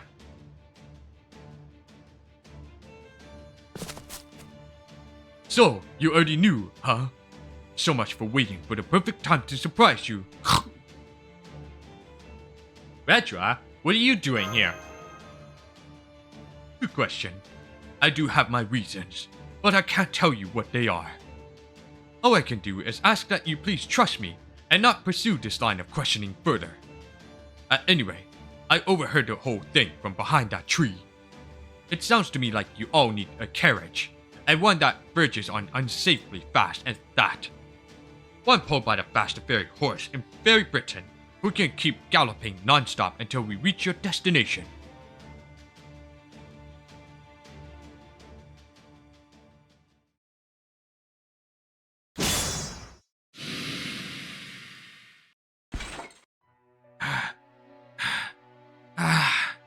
That makes 70. Pathetic. I can't believe I'm already so exhausted. My body is burning up. My horns feel like they're about to burst. Ah!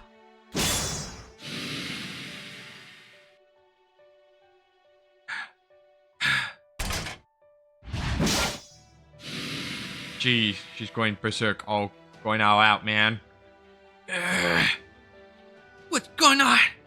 The more I defeat, the more of them there are. It's as though my exhaustion keeps growing.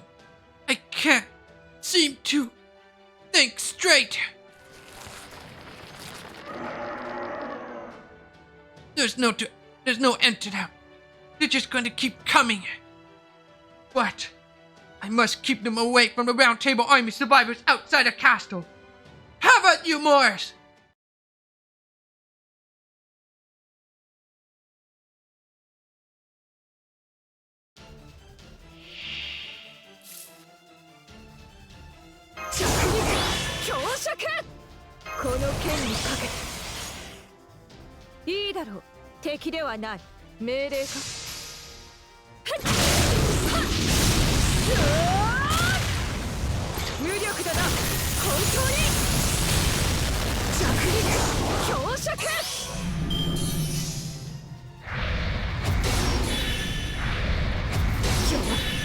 What the hell?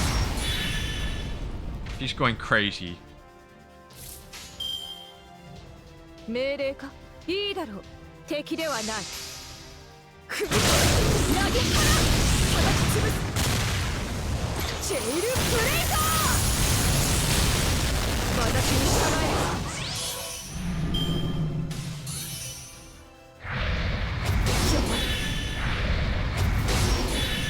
Okay, you gotta calm down, man. Holy shit. Each attack increases 2k max HP. この剣にかけて私が出る敵ではないいいだろう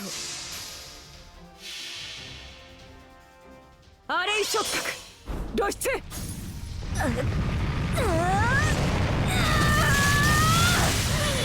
聖剣両弱強きそれは弱肉強弱この剣にかけて Jeez. 弱い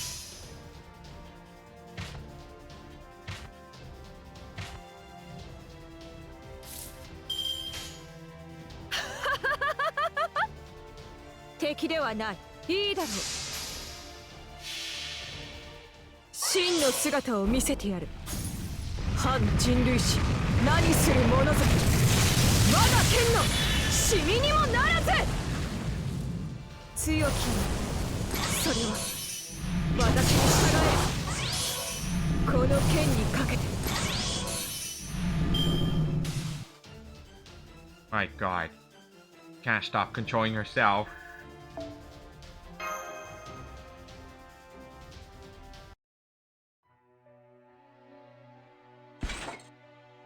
What's going on? Everything looks red. Did some more poison get in my eyes? I can barely see. It may as well be nighttime. There. That was the last of them. It wasn't easy, but at least the Round Table Army should be safe.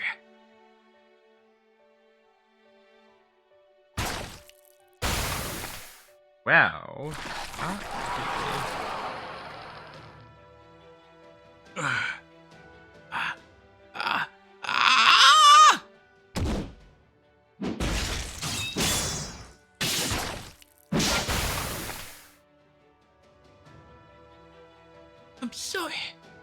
I'm sorry I wasn't strong enough. Sorry I told you to escape this way. What other way was there? If you stayed inside, none of you would have survived there either. Maybe I should have just eaten them all. The weak can be food for the strong, so the strong can protect the weak. That's right. Even if Britain is reaching its end, there's still someone I want to protect. I have to go. I'm sorry I can't rest in peace here with all of you. I have to get to Manchester. I'm its lord. I have to protect the people there.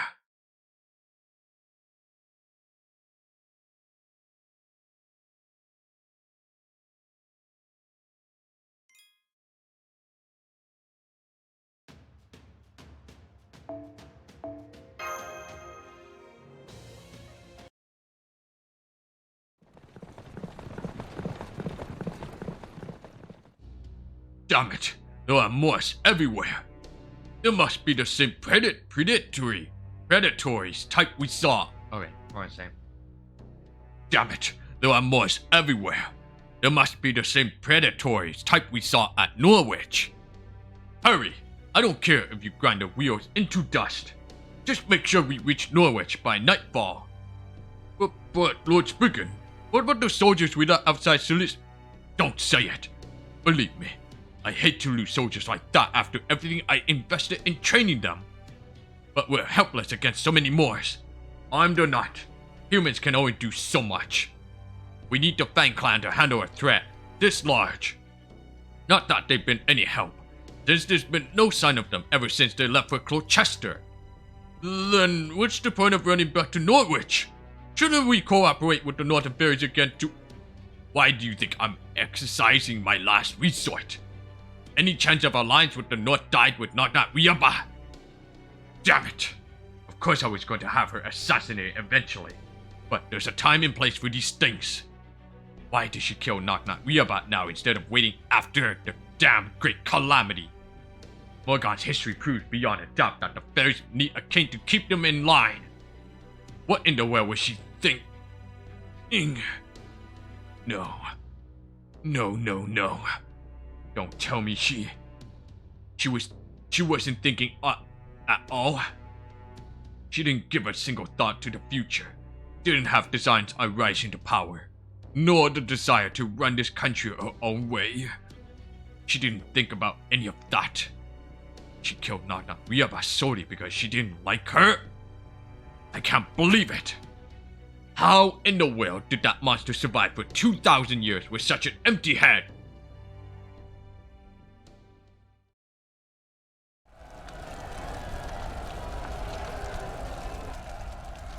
Don't trust the Northern Fairies. Knock Riaba was a calamity. Salisbury is Lady Aurora City. We'll protect it ourselves. Have any fairies been infected with Morse poison? Let us know before it gets worse, and we'll treat you right away. It's dangerous outside. Don't let the humans out of the city. They're our property. Anyone who tries to open the gate is a traitor. If you see someone trying it, say something. Conduct yourself in a manner befitting the clans. Lady Aurora will save us. Long live Lady Aurora. Long live Lady Aurora. Long live Lady Aurora. Long live Lady Aurora. Oh, good. I'm so glad to see the night passed without incident. And I'm especially glad things have calmed down outside. Here, Coral, come join me for a cup of morning tea. Lady Aurora, I'm afraid I can't agree about the night passing without incident. There are so many fairy corpses on the streets that we're having trouble disposing of them. Especially since we can't take them outside with the gates closed. And then, there are the Northern Fairies. Oh, yes. It's very sad how things turn out for them. Not only is Knock Riaba dead, but now everyone knows Edinburgh's secret. What happened to the Northern Fairies who were here in Salisbury? They collapsed immediately after They collapsed immediately after Lady Knock Riaba's death. We took the ones who are still breathing to the rearing house and are keeping them under close watch. The rearing house? Since when have we had a rearing house? You ordered it built 16 years ago to raise human children. Been abandoned for 6 years now, so I took the liberty of repurposing it. Oh, yes, that darling little house. I always did like it, and it turned out so wonderfully adorable. But, you know. Now, what was his name again? Well, ever since I cast out that gray-haired human boy, I haven't quite been able to bring myself to visit again. Oh, I thought you had forgotten all about him. Lady Aurora, may I ask why you cast him out? What do you mean? He grew up after using the spear only once, remember? And he couldn't become the child prophecy once he looked grown up, right? He was human, after all. Right. Of course. Was I wrong to reopen the rearing house? Oh no, Coral. It was a wonderful idea. That building is fully equipped for pest control. It's perfect for the injured northern fairies. A wave of my finger will send them all to their eternal rest. Eternal rest. But never mind then. Has the Child of Prophecy gang been captured yet? I can't believe they stooped so low as to kill Knock Knock Riaba just because they lost the competition. We'll have to make sure the Child of Prophecy is brought to justice for this abominable crime. The foreign mage is just as culpable, but I'm sure the Child of Prophecy must have tricked them into helping her. I will have to ask that his sentence be lighter.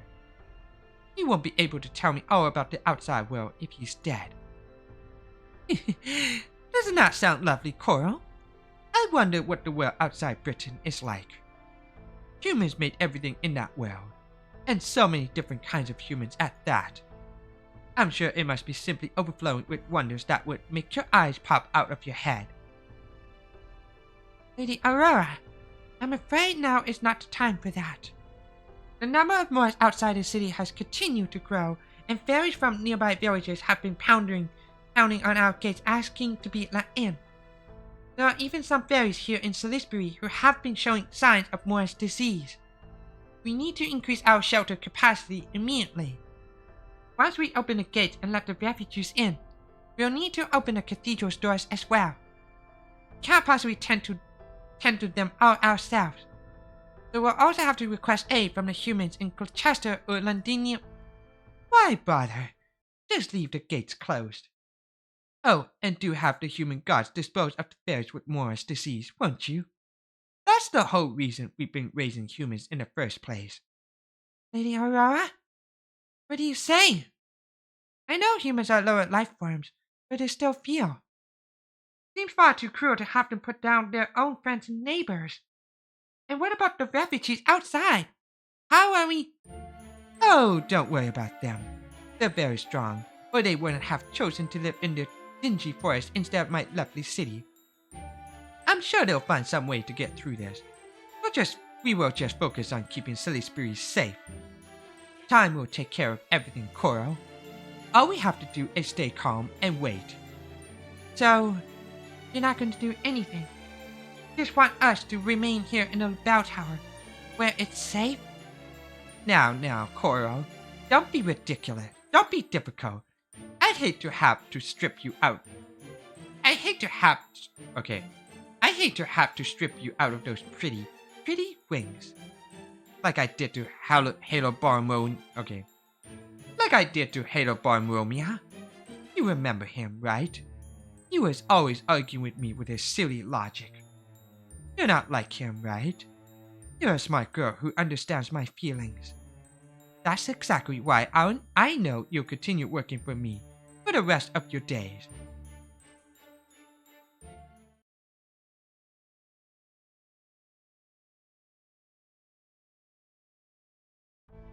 And that's all we know.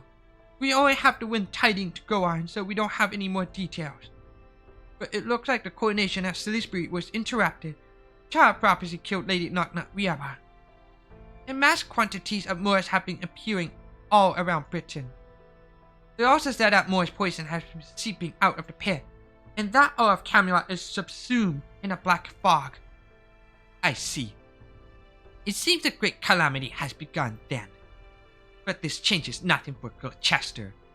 As long as fairies vow to abide by Gloucester's way of doing things. That is, to have fun above all else, regardless of clan affiliation. Then offer refugee to anyone who asks. My fairy domain is still alive and well. No Moors will be making their way into Gloucester. Although, there isn't anything we can do for fairies within Gloucester who spontaneously turn into Moors. We'll just have to have the Fang clan mercenaries dispose of them. No, on second thought, send them out to rescue fairies stranded in the nearby villages. The Fang clan have more resistance to Moor's poison than the other clans. That's why they were able to kill the Moor's king. So if the only problem is an explosion of Moors, the Fang clan should be able to handle it. What we need to prepare for is the calamity afterwards. That fog or whatever it is coming from the pit. Even though Morgan is gone now, the system she created is still rock solid. Camelot has always held the Fang Clan in reserve for situations like this. As long as we use them properly, we have nothing to fear from a calamity. Lady Miriam, the Fang Clan, What are you still doing here? I thought I gave you an order. I'm going to keep studying the pit. I'm finally getting to the truth of it. There are passages and documents Morgan hid away about Britain's origins, so none knows, and the first prophecy. If I can decipher them, I'll know what the Great Calamity really is. Whatever's trying to destroy our Britain. I swear to reveal it, or I'm not the head of the Wing Clan and the Lord of Gloucester. Yes, Lady Miriam. It's no wonder you're Britain's wisest, fairest ruler. We Gloucestonians are proud to have you as our leader. Don't worry, we'll take care of the city. Now, this is no time to take a breather. There is not a moment to spare here. I need to find an answer before Konyaskaya gets back, or I won't be able to call myself a friend.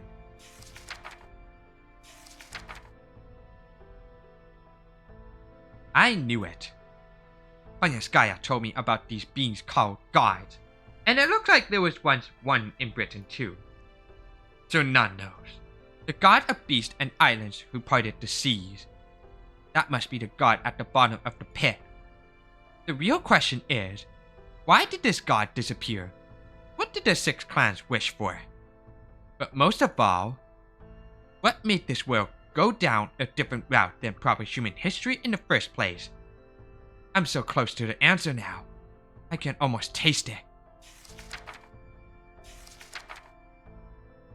14,000 years ago, an invader that fell to the planet from a shooting star. And then, the fairies. No, that can't be right. But it's the only explanation. Then, we brought this on ourselves? No, a fairy's sins are their own. You can't punish children for their parents' sins. And besides, if this really is true, then the pit existing makes sense. It isn't a god trying to destroy us, but the Isle of Britain itself.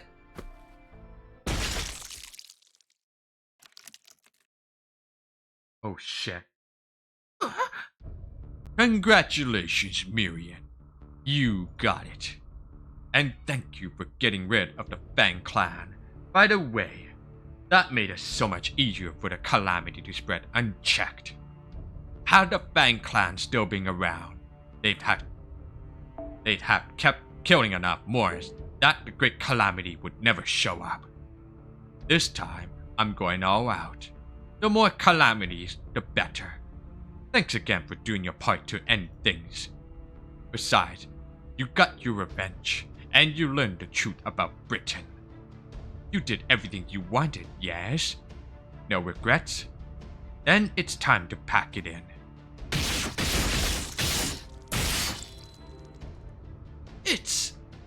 It's you. Yes, that's right. Oh, and before you go, permit me one final confession. I'm sorry for sicking the Fang Clan on the Wing Clan all those years ago. I honestly didn't have any real reason. I was just in a bad mood that day. Terribly sorry.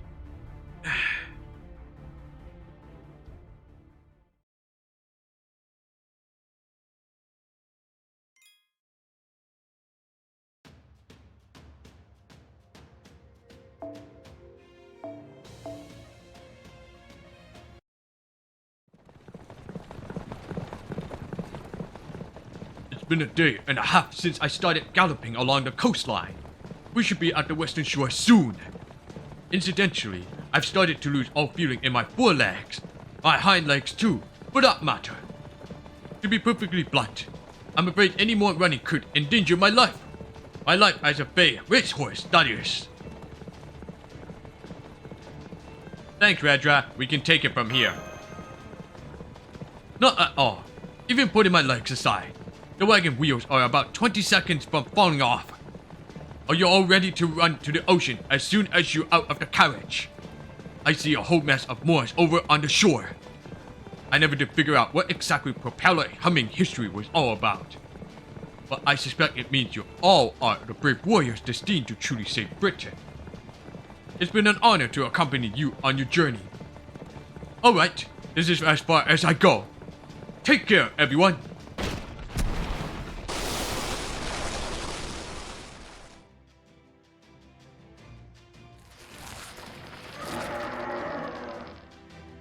Thanks, Redra. You've been the best damn horse I've ever seen. Come on, Grimmer. It's our turn now. Let's clear them a path.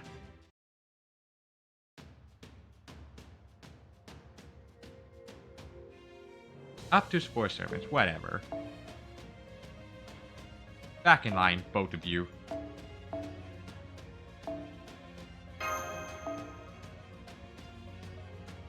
Oh, I can't use support servant. Shit.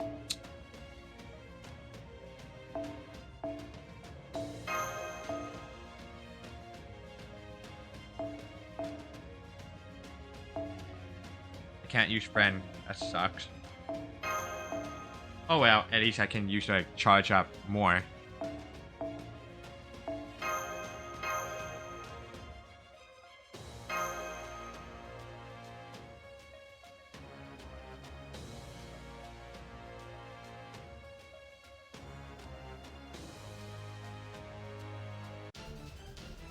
大丈夫。落ち着いて。普段通りに。お嬢様、こちらをお使いください。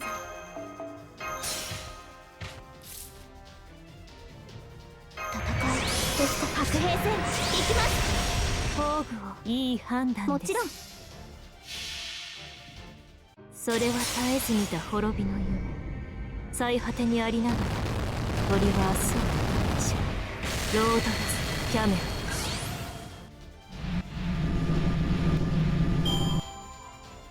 Okay, off to a good start. さて、どすべて見つめます。よろしい。つまんの練習だな。他にやることないの？今のうちに準備を。目に映るもの、目を背けないで。よし。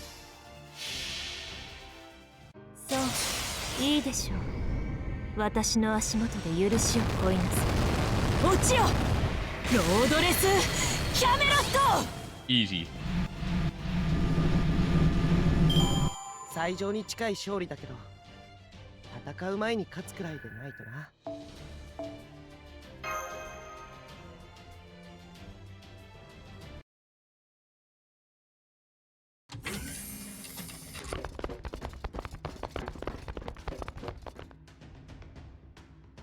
Good to be back.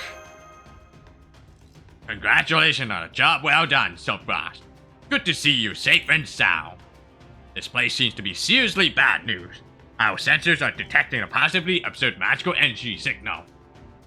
According to Sheba, we only have a few hours until the collage begins. I wish I could give you time to take a breather in your quarters. I really do.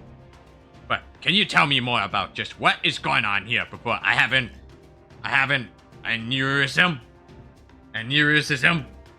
But first, roll call. That must be Artoria, the King Arthur of Fairy Britain. That must be Percival of the Round Table Army. That's obviously Kukulan. And that must be Senji Muramasa, the alter ego disciple of the Foreign God. Excellent! I can see they're all just as capable and dependable as I thought. Having them on board should give us just the edge we need. Guten Tag, denizens of the land of the Fae. A pleasure to make your acquaintance. I am Godan Musik, Director of Chaldea and Commander of the Border. Given the circumstances, I see no point in discriminating between those of you from proper human history and those of you from the Lostbelt.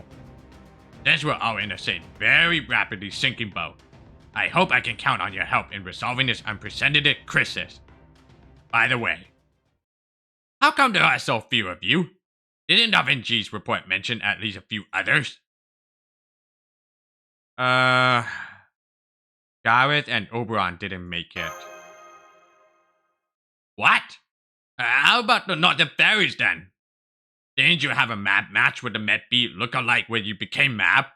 I mean, mad friends? Not that we have passed away during her coronation. Oh, I see. Then her death can't have been a peaceful one. What a terrible shame. Well, we can't count on help from those who have already passed on, and there's no point in dwelling on it. Alright, let me tell you what the situation is here. We've begun our water takeoff sequence, but it's going to be several hours yet before we can leave. Technical advisor, I need you in the computer room yesterday. Nemo Professor needs your help. Ash, see that our 2 guests are well tended to. No, wait. Take Percival to infirmary first. He's not looking too good. Burmasa, Grimmer, now that you're on board my ship, you'll be treated like any other Chaldean servant. Captain Nemo here will brief you on our plan of attack. As for you, Silkfrost, I see you're in just as sorry a state as ever, but that's nothing new for you by now, is it? First, I want you to get yourself checked over at the infirmary, then use our precious few spare command spells to replenish yours. After that, you're to return here and brief myself and the administrative advisor on every place you visited in Britain. As you know, we'll be going in there ourselves in the storm border in just a few hours. So we're going to need all the information you can give us on the land and fairies who live in it. Yes, sir. Good. It's been a day and a half since our last transmission, so if we leave in 6 hours, that would be about 2 days. I don't see the entire world ending in 2 days, so we should still have plenty of time, I think. Nonetheless, this is going to be a fearsome battle, so make sure you're all well rested and ready for anything.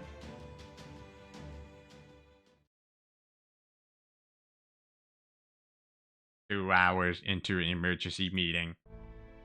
I see. Very well. I believe I now have a firm grasp on what has transpired since our last communication.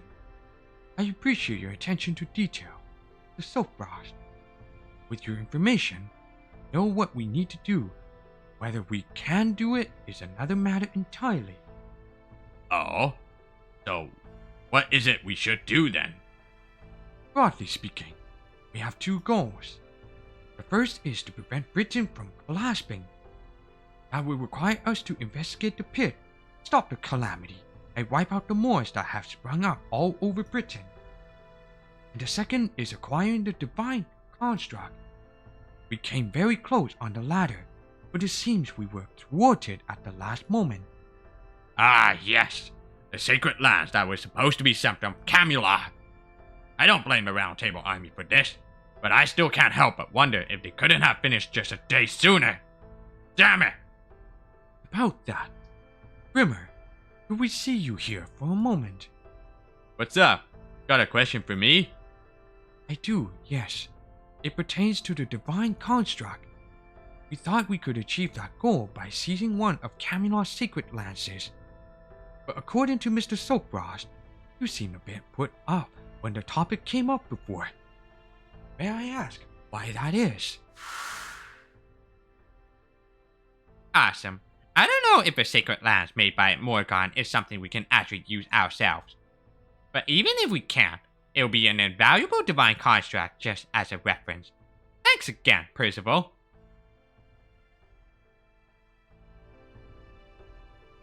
Damn, you got a mind like a steel trap, don't you, Silkfrost? Yeah, that's right. You guys are barking up the wrong tree. Taking on one of Camelot's sacred lances for yourself doesn't mean you'll automatically be able to fit it to this ship. Divine constructs are closely tied to their wielder. You might be able to create one, but you having the right to actually use it isn't the same thing. Until you guys get back what you at Chaldea. No, but all of proper human history lost when the world was wiped clean. You'll never be granted a divine construct of your own. Qualified? Can't be. But No, it's the only logical explanation. That's why we had to come to this Lostbelt. And Miss Scion sent us here because she knew about it. Ah, alert! Alert! There's been a change in Central Britain's gravity. Wow, it's as strong as the foreign god's pseudo-black holes. Something really gross is emerging from there. Wow, I don't even want to look at it. You think that's bad? I'm seeing fire spreading all over Britain. Looks like it's starting in the northwestern part of the Isle. A whole tsunami of fire wind is blowing across all of Britain from Manchester. A change in a pit's gravity? Keep it together. Gather as much detailed information as you can. I also wanted to see these phenomena myself. Point the ultra-long-range lens we used in Atlantis at Central Britain. I'm trying, but we can't see anything out there. It's as dark as the bottom of the ocean out there. But we're still positive about what's going on. Then it looks like we'll have to go see what's going on for ourselves. Any word from the professor? How much longer until the navigational program is done? She said it's already done. She just needs 30 more minutes to test it before it's deployed. It's good to have Da Vinci back. That's 3 hours sooner than I expected. Gordon, Holmes, the ship is ready for battle. Sopraz, would you bring Mash and Artoria Caster here? We don't have a single second to spare. I hate to do this, but it looks like we won't have any time for a test drive before we head out.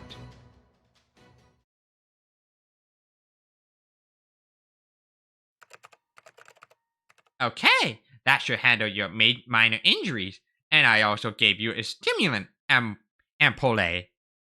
But are you sure you don't want to try the recovery pod? It might not help you recover completely, but it should at least give you a little more energy. Thank you for your help, Da Vinci. But yes, I'm sure.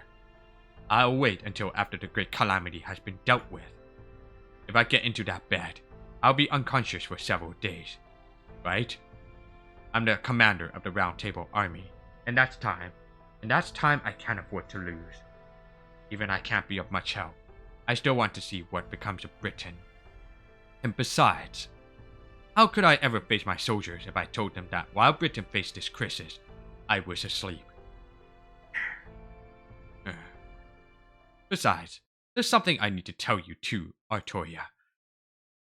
I was hoping to keep this to myself, but I can't do that now that I blabbed about it back at the cathedral. This is about you being a substitute child prophecy, isn't it? Is that also why you're in poor health right now? From what I've gathered, it was Aurora who took you and those other human children in just after you were born. Woodrose was the one who saw you had talent at the rearing house, and Lancelot taught you how to use a sword. I'm guessing the purpose behind all that was to create their own child prophecy? That's right. After Einzel's prophecy became known, a number of different measures were taken in response to the child prophecy. The Queen's army captured all of fairies who had just been born. Some villages hid next generation, fairies who had met the description. And some villages raised them in secret. The Lord of Salisbury ideas was this. If we don't know where the child prophecy will appear, we can just prepare our own in the meantime. So that's why you and those other human children were taken in and raised to be warriors? You were meant to serve as a child prophecy in case the real one didn't appear 16 years later. True. That may have been one of the reasons. So, what happened afterwards? Lord Woodrose determined that I had the most potential out of all the candidates. What's more, Salisbury possessed one of the weapons Aeas, the Savior, used to save Britain in the Bay Era. The spear of selection. However, Aeas has placed a seal on the spear that prevented any sinner from using it. In practice, that meant only humans could even touch the spear, let alone wield it. So that's why they used human children. Even if they're not as strong as fairies, they could use the spear of selection. And that was the bar that had to be met to call oneself the child prophecy. That's right. Then, when I was 10 years old, I succeeded at drawing out the spear of selection's power. I think it chose me. That it wanted me to use it to kill wicked fairies. I'm sure I heard a voice saying something like that in my head. That was also when the Mirror clan disappeared from Britain. The day the Spear of Selection chose me was also the day she went to the Lake District on our Lord's orders. Huh? Hang on. That doesn't make sense. The Mirror Clan disappeared 6 years ago, right? But you're... The Spear of Selection uses wielders like force to generate its true power. I'm sorry, Artoria. The truth is, I'm 16 years old too.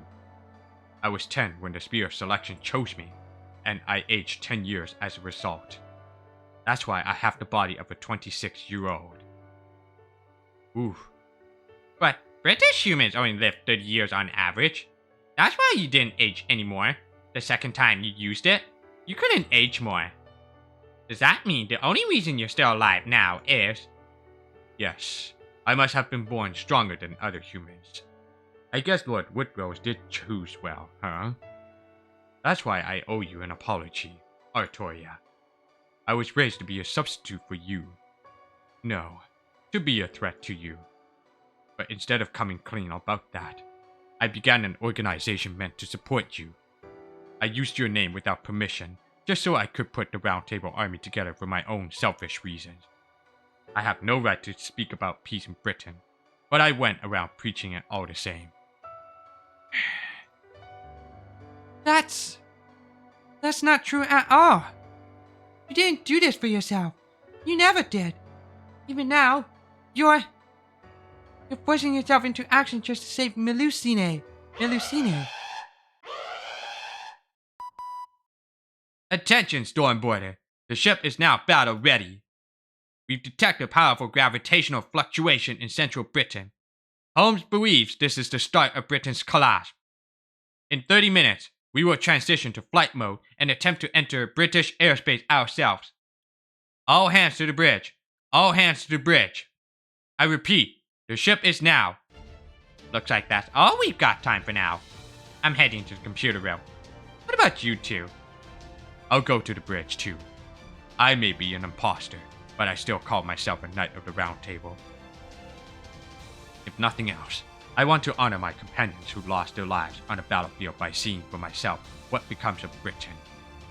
My own wish may be nothing to speak about, but I can at least honor theirs. A future where humans and fairies can coexist in peace.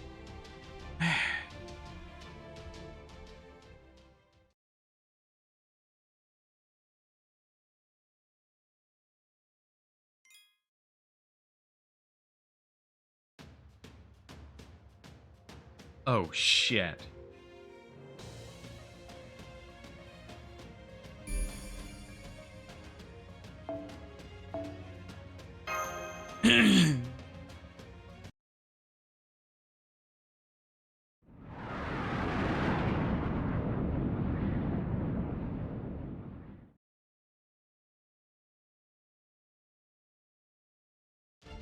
Whoa, what the devil is going on here? It's only been a day and a half. How is all of Britain burning in only on a day and a half? I mean, I knew Moors were bad news, but this is unbelievable. No, Moors don't use fire. Something else did this. This has gotta be the Red Calamity. Looks like the fire's coming from Manchester. Isn't that where we made that promise with Vargas? That we'd help some fairies migrate to proper human history if things went belly up. That's right. Vargas told me about that. She said she had already talked to Manchester's residents about the prospect of migrating outside Britain, and that they all loved the idea. Then we need to hurry there now. That's where we're headed. We need to find out what's causing the fire anyway. It'll be something of a detour, but it shouldn't affect our entry route into the pit. How are things on your end, Da Vinci? Our system's green.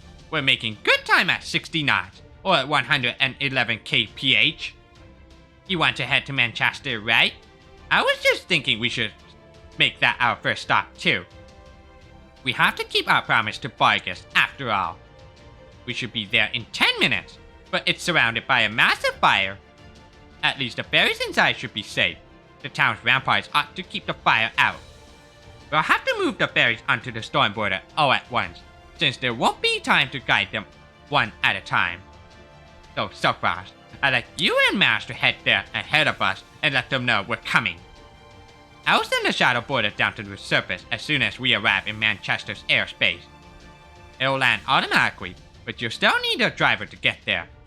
Can you do that, Munir? Munir? Sure thing.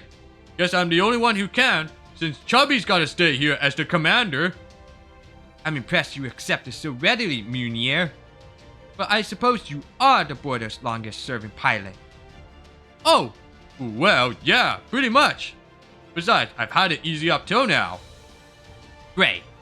Okay, I'm counting on you guys to round everyone up and fill them in. Will do. Just be ready to welcome them aboard.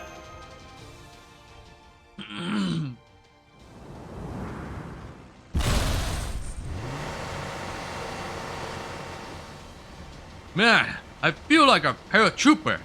Da Vinci thought up in autopilot mode for everything. Scanning for hostile entities. Good. No more nearby.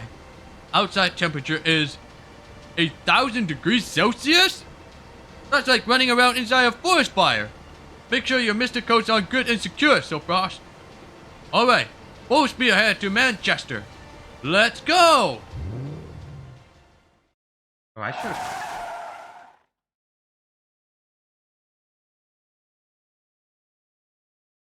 I'll just use desktop. Open the hatch. We're heading out. Huh? Munir, the hatch is still locked. We need you to. I'm sorry. I can't. You can't go out there now.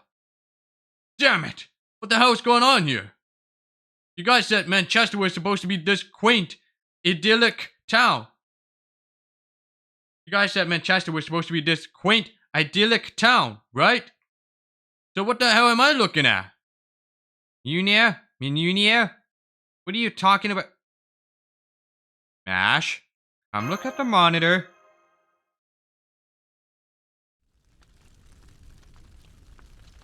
What are those? The corpses! A goddamn mountain of corpses! And not just fairies, humans too! And they didn't die in a fire. The human corpses are all torn apart. It looks like by fangs. And the fairies were hacked to bits with swords. Which means The humans were eaten alive. Ow! Ow! She's gonna kill me! She's gonna kill me! Something's wrong with Lady Biggest! I don't wanna die! I don't wanna die! You said we will all survive! You said Charlie would keep us safe, even if a great calamity struck here! No! I don't wanna die anymore! I hate fire! I hate nights! Hell! Hell! Save me, Oberon! I don't wanna be born just to be killed all over again!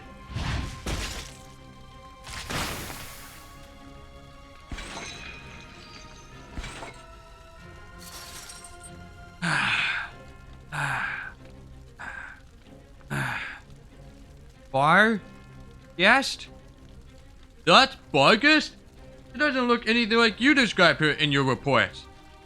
Did she do this to Manchester? I've got to get out of there. Stop us! Get back, you idiot! Vargas, tell us what happened here. Charles, there. You're here. Just like you promised. But you can't be here. Leave. Go away. You need to escape. Britain's ferries are. It's all my fault. I should have known better.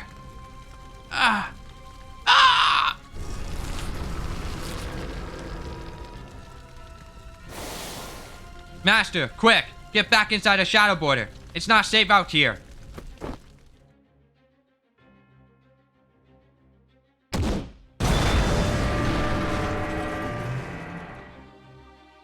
Dear God, she just kicked the border like it was a damn football. Get the border out of here, Munier. That's the magical energy eater Da Vinci wrote about in her reports. She's sucking up Senpai's life force. I'm trying, but the steering wheel's not... Huh? Hang on. She's going away on her own. Guess she's not too interested in us. She's headed outside the city. I think towards Gloucester, and she's not alone. There's a bunch of dog-like creatures following her. She's got them all lined up in a procession. It's like watching some twisted real-life Pied Piper of Hamelin. Is that? The Black Calamity? Oh shit.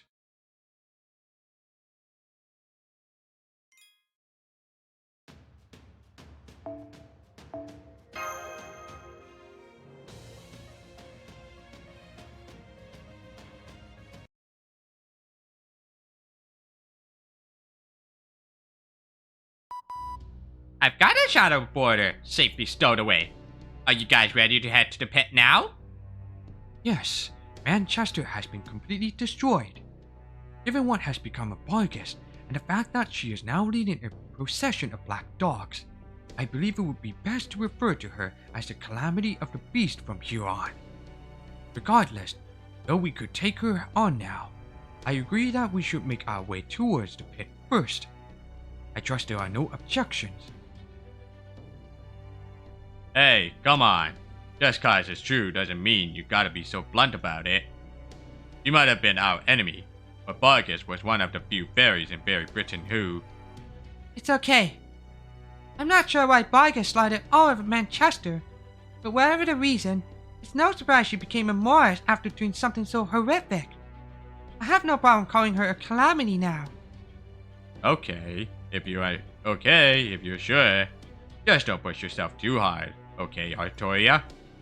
In any case, we will have to fight Bargus eventually, since she's the source of the fire spreading all over Britain. The walled cities are still holding out, but the fires completely devastated the forests and plains. It also looks like the smoke from the fires gathering in the sky and forming thunderclouds. She's consuming the lightning they generate as her primary food source. Her magical energy grows with every step she takes. We are going to have to stop her before she becomes a literally unstoppable monster. Even so, we need to check on the pit first. There's both a red calamity and a black calamity, right?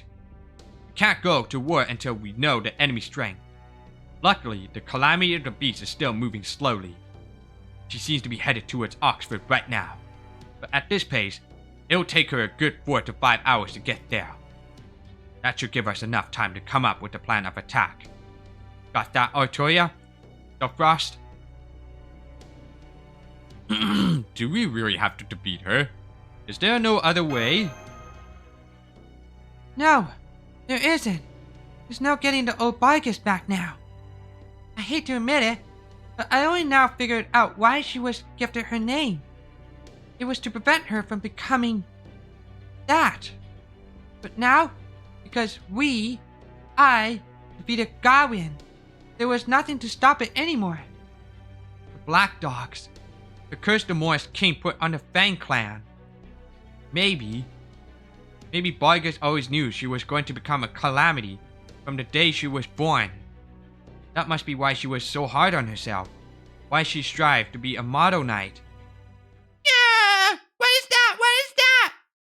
Oh God, it's gross! I don't want to look at it anymore! Stop that, Lookout! What are you talking about? Ah, you can see the pit, can't you? Save the whining for later and put it up on the monitor. Now! Our primary objective is to acquire the sacred lands at Camelot, whether we can use it or not. So we need to get a handle on what's going on with the pit as soon as possible. Yes, sir. Putting it up on the monitor now.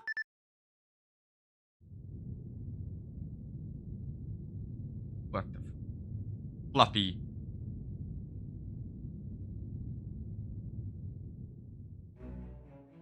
What is that?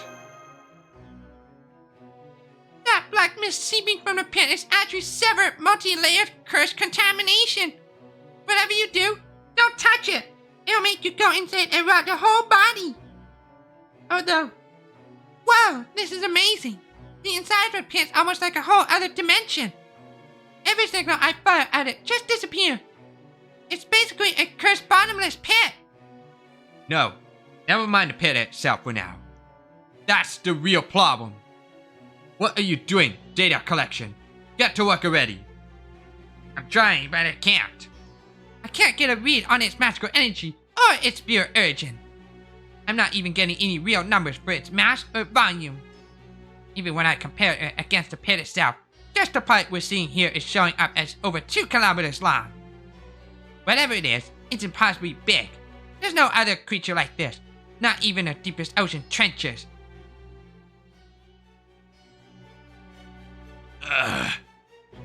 Grimmer, is that the same god that was present during Britain's Genesis? Yup, that's Sununnos, the beast god. In Celtic mythology, it's the king of beasts and the one who knows hell itself. Here is the being responsible for Britain's creation. That thing's why the old god of wisdom chose me to come here as his vessel. That said, he didn't mention how much it's changed. If this is his idea of a joke, I ain't laughing. That thing's way too big for anyone, human or fairy, to do something about.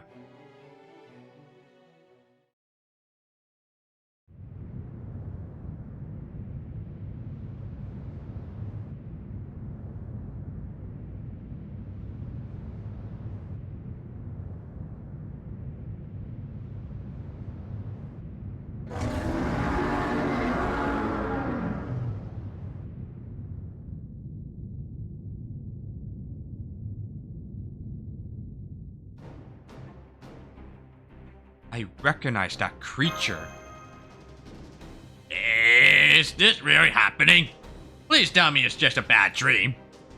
Zeus, I can understand. He was a machine, at least. Ivan the Terrible might have been a massive mammoth, but that made sense for the frigid tundra. But that's a living creature? There's no way any living creature could be that huge. And it's just standing there, right in front of Camelot. We can't possibly go in to collect a Rongomenia now. Or can we? What do you think, Administrative Advisor? Is there a chance? What do you think, Administrative Advisor? Is there a chance we can get past that thing? I hate to say this, Gorda, but I simply do not know. We simply know far too little about that creature to say anything for certain at this point. I can say that even viewing it through the monitor is enough to give me palpitations. That creature is pure, concentrated curse. In fact, I dare say there has never been a male-div god more powerful. It would be suicide to set foot in Camelot right now. Yet, I suspect that creature is precisely why Queen Morgan prepared the sacred lances. Take a look at where she had kept them. Then, Queen Morgan was preparing a means to defeat that thing. She had a plan to protect Britain all along. Then we should go to Camelot, the sooner the better. I agree. Besides, the big guy hasn't so much as budged. Maybe he's just there, existing, and that's what he does. Plus, servants ought to be able to withstand some degree of curse. So I say we do what Sopra says and head down to Camelot's throne room now, before... We can't. It's too late. So too late.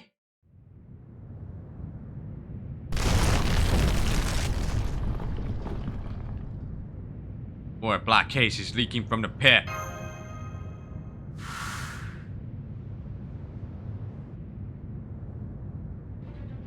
It's the same as the calamity we saw in Norwich. Then, that must mean it was... Yes, that calamity was just Sunano's hand. One of many. Never mind that now. That hand thing is creeping up the wall towards Camelot. No way. It's destroying the castle. Oh, magical energy god just going haywire. The cursed contamination emanating from the pit just skyrocketed. It's currently at 640 million tons and still rising. It's a humongous tsunami of a curse, big enough to cover all of Britain.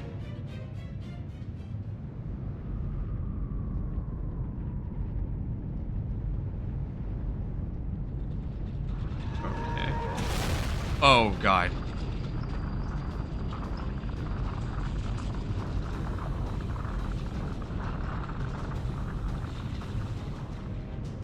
So many hands.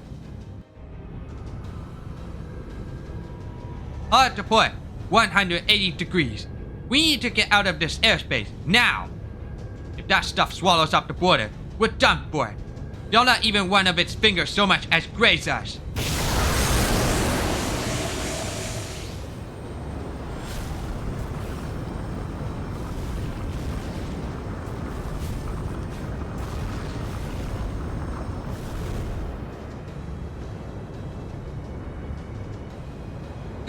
It's no use. I'm giving it all we've got, but we're not getting any more altitude. The nanos must have 100, 200. God, I can't even count how many hands it's got. They're everywhere you look. We can't avoid them all, let alone get away from them. Damn it! Da Vinci, what about the shadow border? It won't work. Even if we could get everyone on board in time, there's nowhere to run with the ground covered in curses. There's no way out of this. I think this might be it for us. Contact in 7, 6, 5. Goodbye, everyone. It's been swell knowing you.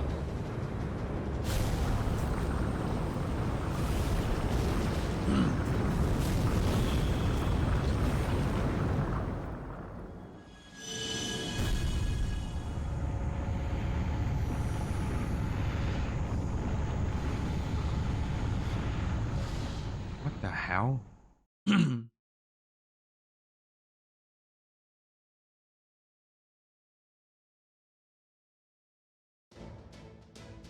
We have visibility again. Those icky things are gone. We have visibility again. Those icky things are gone. Our engine output's back where it should be to. We can get out of here, no problem now. Oh, good. That makes all the trouble I went to worth it. Now, do you always... Oh, that's Tamamo. No, not Tamamo. It's Konyanskaya. Oh, good. That makes all the trouble I went to worth it. Now, do you all see why NFF Services guarantees safety protection is the best in the business? That voice. The honeyed ice cold, dangerously alluring bitchy voice. That can only be Tamamo bitch Konyanskaya. Yep, it's her. Lady Miriam, did you leave the lights off again? Ugh, you're going to ruin your eyes like this. I just got back from the coronation. I'm sure you've already heard how it turned out, but... blood stains? Miriam! Oh, Konya, Skaya. Welcome back. I'm glad you're here. I still hadn't said proper goodbye.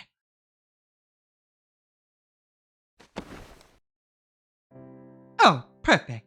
I actually came here to say goodbye myself. Thank you so much for all your help with fundraising and product distribution in Gloucester. Boys may be the only new creatures I managed to acquire here in Britain, but I still enjoyed some lovely days off thanks to your generosity. I promise to repay this favor one day. As soon as I've finished making my primitsu, you'll be the first to receive an invitation. That sounds great. But I'm sorry. I'm not sure what's going on anymore. It feels like I'm still dreaming. And once I wake up, you're worried you'll forget everything. Not to worry, I'm the beast of taming. Unlike humans, I never forget my debts. Thank you for calling me your friend, my eccentric little princess. It would be an honor to purchase your joy and grief from my catalog. I'd never sell them, of course. I'm quite fond of you. I see. Then, do you think you could pay me for them now? I was an idiot. I couldn't keep my anger, my hatred in check. I'm responsible for this. I should have realized who the true enemy was. But instead, I was used and manipulated right to the end. So at the very least, if you'd like to get your revenge, you just leave that to me. I'll follow these bloodstains and find whoever. No, I want you to at least protect Britain. We fairies may be fated, die out. We can never atone for our sins. Even so, I still want you to protect Britain, to protect the land of Fae. I don't want the great calamity to just wipe us all out on its own terms. I want us to reach our destination, even if it's the end of the line. Can I accept this for you? Can I ask this of you, Konyanskaya? Even though you're all alone in this world, just like me.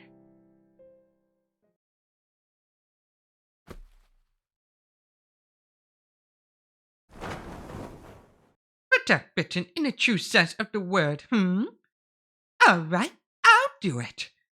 If you're looking for me to protect rather than destroy, it's obvious what needs protecting.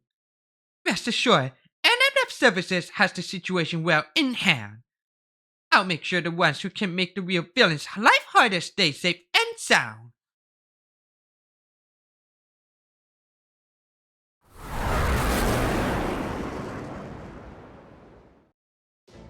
That's Konyanskaya's beast form.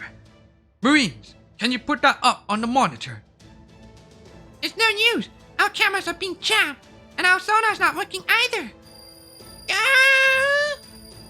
Do keep those annoying posters off of me, won't you? They're messing with my concentration. Sonar jamming, eh? As with Limbo, it's only a matter of time until we'll need to settle things with Konyanskaya. I was hoping to collect some data that will help us eventually subdue her, along with some inspiration for my deductions. Well, are you going to escape or not? This emergency evacuation service expires soon.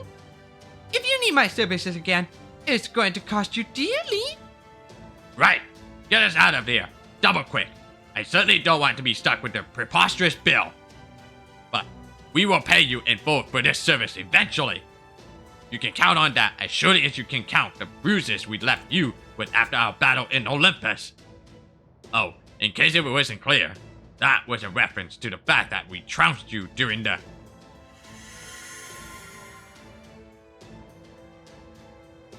Crap, we just lost some power to the engines again. Can it, Chops? You're messing up her motivation. No, not that. Pressure is building up underground again. It looks like even Konyanskaya could only hold it up for so long. Munir, get us out of here. Whatever you have to do, do it. I don't care if you have to ruin one of the Triton engines. Make it happen. Aye aye, sir. I'll apologize to engineer later.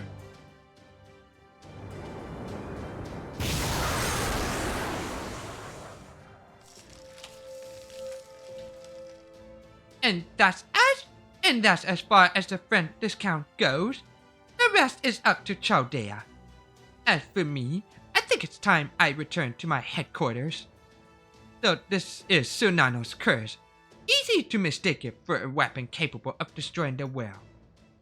But this curse isn't meant for enemies from the outside. It's for cursing your own kind, and yourself. A curse of self-destruction. The only way I could defend the ship from it was to absorb it myself. What a sorry state of affairs did this turn out to be.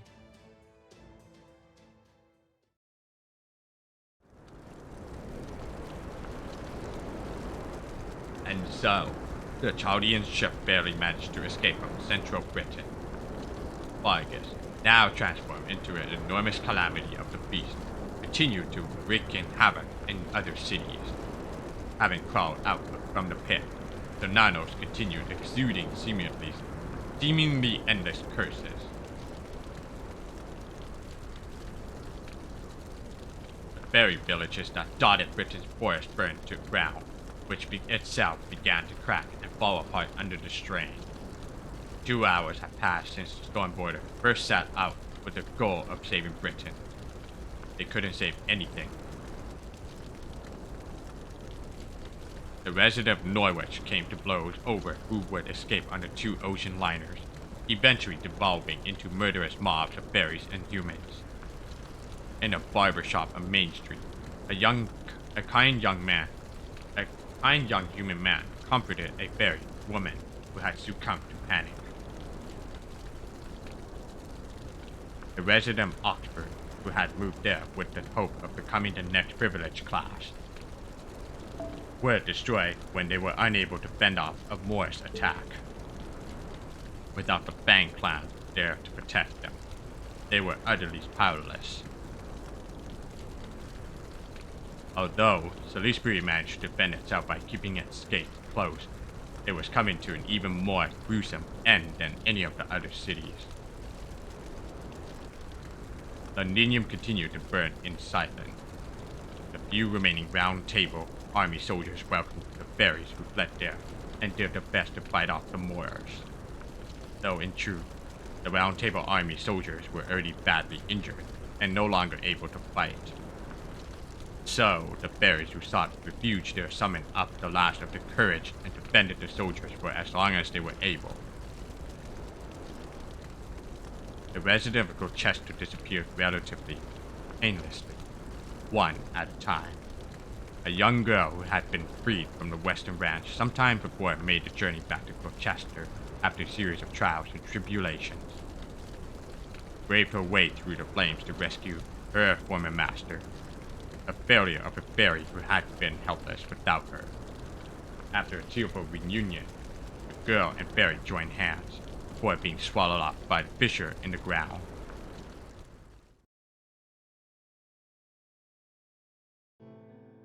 This is horrible. All of Britain's beauty gone. Indeed, Miss Currylight. Once the other Lostbelt's tree of emptiness were gone, they disappeared as well, but the inhabitants were none the wiser.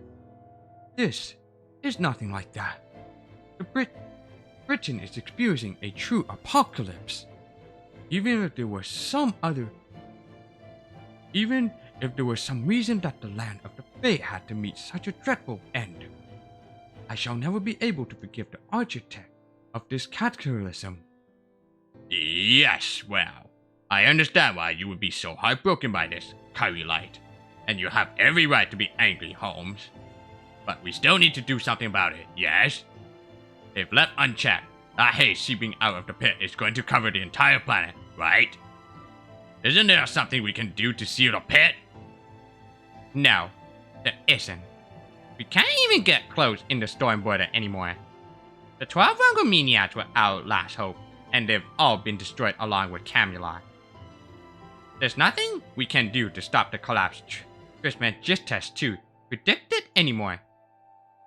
I'm afraid she's right. Britain's destruction is inevitable now. And from there, that destruction will spread across the rest of the globe until proper human history. The Lostbelt, everything else is swallowed up by darkness.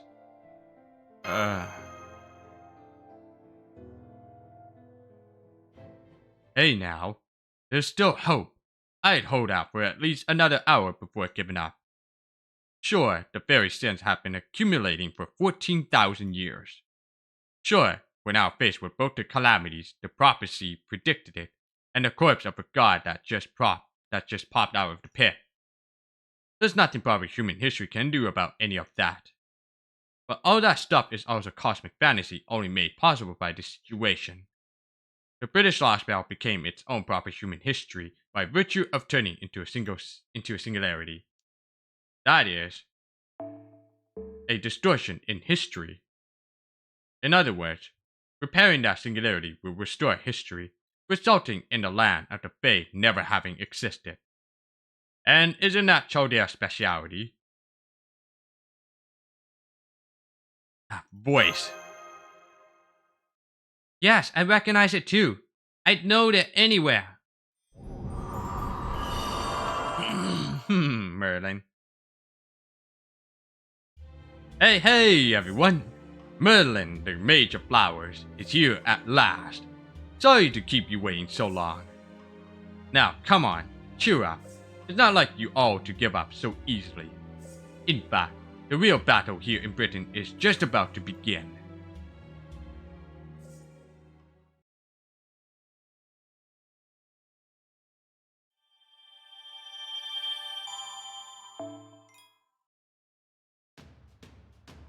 Alright, let's finish this section 27, then I'm gonna call off.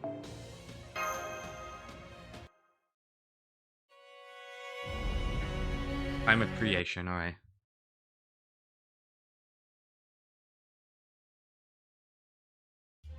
Now then, I believe greetings are in order. Good day, Chaldeans. I'm the amazing Merlin the Great. I've actually been free for some time now, ever since Morgan was killed and her garden disappeared. Sorry for getting here so late. I needed some extra time to get everything ready. Merlin!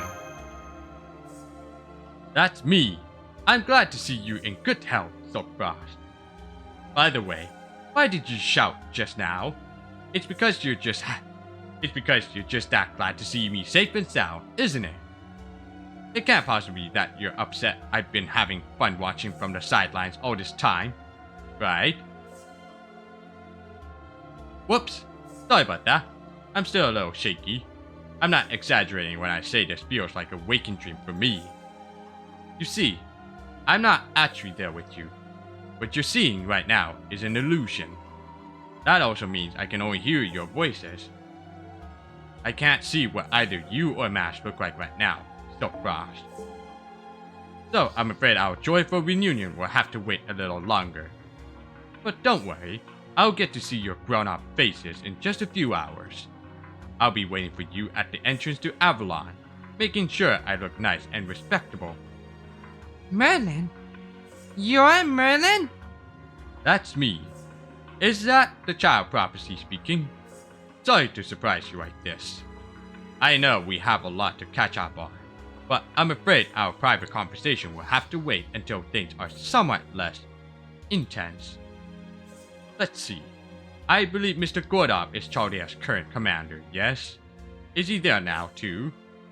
Yes, I am. This is Gordov Musek speaking. So you're Merlin, are you? I won't bother asking why you're just showing up now. You're right that we have more pressing matters than you're barging in. What I want to know is what you meant when you said there's still hope. Nice! You pack a lot of bluster into that voice. It seems you're pretty much the exact opposite of the prior acting commander.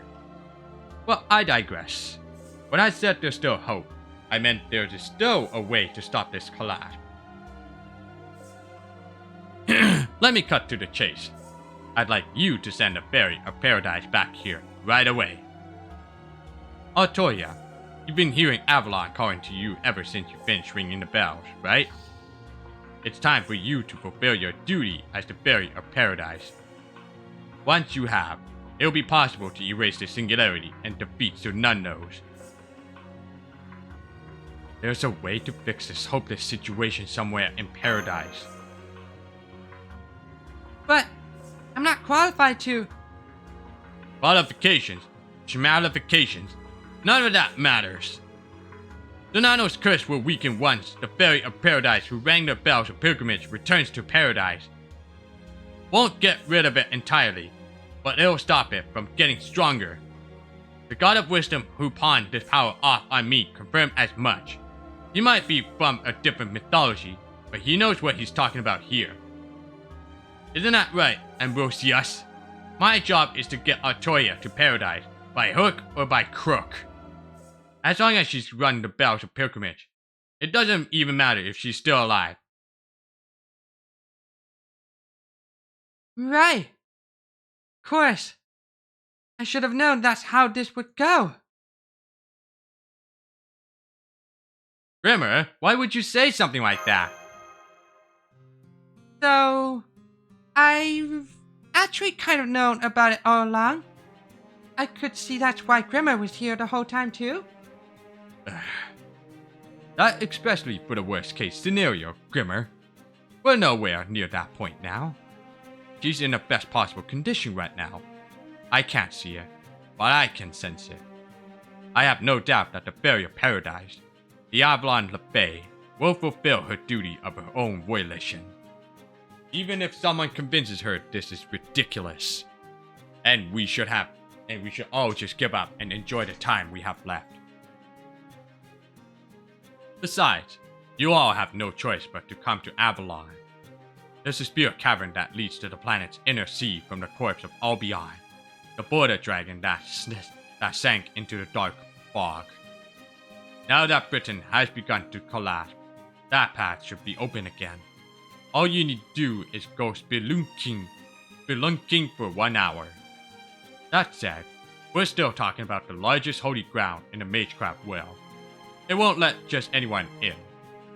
But it should open for Silfrost as a representative of humanity, Smash as the Knight of the Round Table, the Fairy of Paradise, and I guess there's room for her attendant, Muramasa, as well. The rest of you will have to wait there until they get back.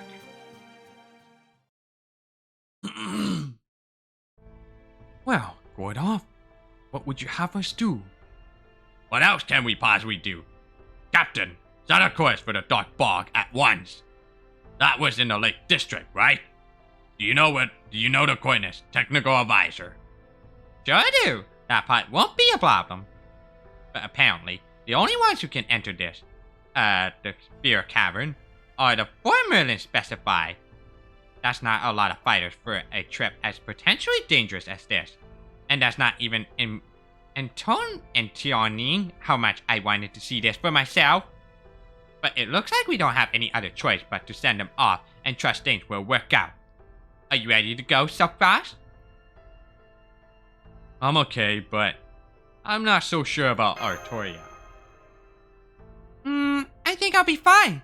Besides, I'd just end up fighting with Grimmer if I said no. And thinking about it some more, I'm actually kind of excited. This will basically be my first time visiting home. Understood. I will update our strategy to include Merlin's instructions. Silfrost, Mash, Artoria, Zenji Muramasa. You 4 will make your way through this Spear Cavern and head for the planet's inner sea, the paradise of Avalon. Dawn Border will remain on station above the Lakes District. Captain Nemo and Da Vinci will focus on piloting the border. If anything should try to attack us, Grimmer and I will fend them off. Wait, please. This is all new and unfamiliar to me, so I doubt I'll be of much help. But Britain is my home. It's only right that I should take part in any battles we may face. Huh? Absolutely not! If anything, you should be resting up right now. You're in no shape to be fighting anymore, right? Your only job is to get the treatment you need and recuperate until you're back to your old self. That's an order from the Child Prophecy. Got it? If you even think about defying me on this, I'll completely abandon my duty. Is that clear? Yes, Child Prophecy. I'll follow your orders. I have to say, though, I never thought I'd see the day you got seriously mad at me. You've always been one to keep your feelings in check and not make a fuss.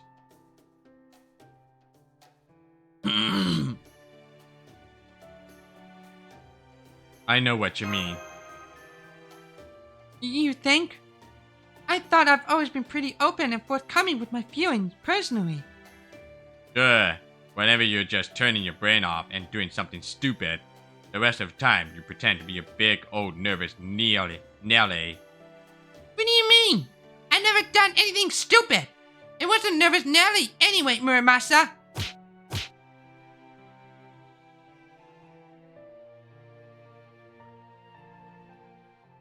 LOL.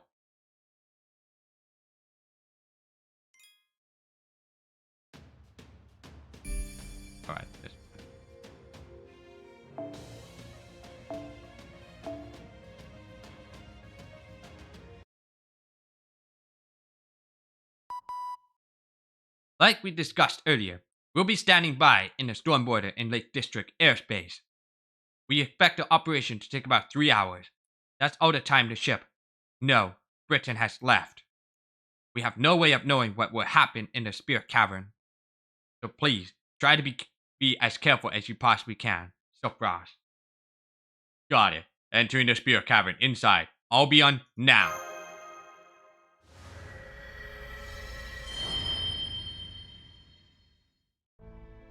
That felt different from the water mirror that sent me to the past in Norwich. Does this mean we're inside Albion's Spirit Cavern now? Can we still contact Chaldea? No, we can't. We're cut off now, just as Da Vinci predicted it. Gathering coordinate data now. 10, 20, 40, 80. 80? Master, you're not going to believe this, but it looks like we're 80 kilometer below ground now. Damn, that's even deeper than the pit. A lot deeper. Are we even sure this is underground? It's completely pitch dark, and it doesn't feel like I'm standing on anything. You're not wrong. This world is in a whole other layer. Another dimension, to put it simply. You were just able to bypass all the ground in a way thanks to Albion. But be warned that it goes much deeper. In proper human history, the 80-kilometer mark is where Albion gave up the ghost. But in this Lostbelt, Albion managed to make a route all the way to Avalon. Unfortunately, the path wasn't wide enough for Albion to get through, though they still died on the surface. You mean there's a Spirit Cavern like this in proper human history too? That's right. Though over there, it's known as the Spiritual Tomb. In proper human history, the Spirit Tomb of Albion ends at the 80-kilometer mark. Beyond that is a world known as the Fairy Realm, which no human can enter. But since the British Lostbelt is all this world's fairy realm, there are no such restrictions here. So we can keep going down as far as we like. In real world distance, you're starting at the 400-kilometer mark and going further down to the Beyond D, layer 2700 kilometer away. That is where you'll find your destination, the planet's inner sea. Wait, so we're 80 kilometers below ground now, and our destination is 2700 kilometers below ground? How the hell can we cover that kind of distance? Simple. You take a shortcut. When I said it'd take an hour, I wasn't basing that on how fast you travel. I meant that's how long it'd take. Period. I'll use a series of transit time reduction spells to bring you all to your destination. Anyway, this must be pretty dull for you. How about we turn on the lights?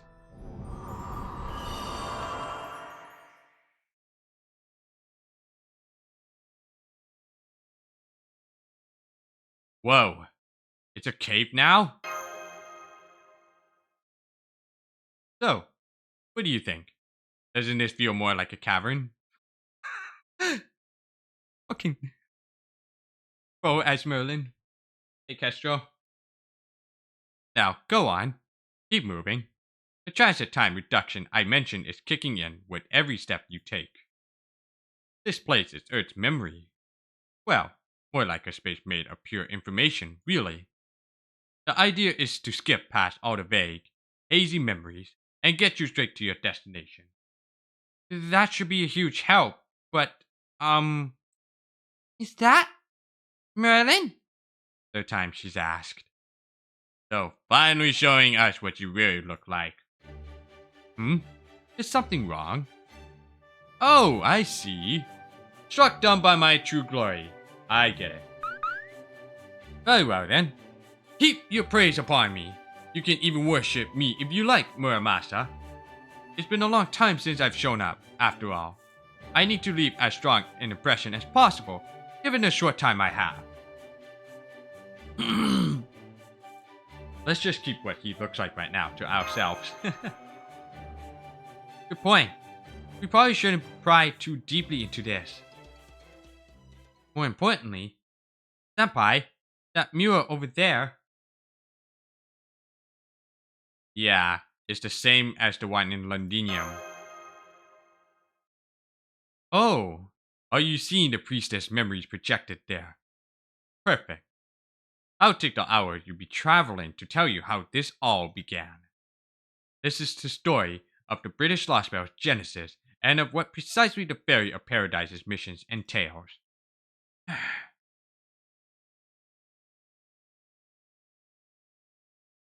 It became ocean at the end. There was ocean at the beginning. After the shooting star passed, the land all ran into rivers. Long, long ago, as far back as time can go, 6 fairies went outside to find a well had become an ocean. This is awful, they thought. How terrible our well has become. Then, a large shadow rose up from the ocean. It belonged to a giant, fluffy creature.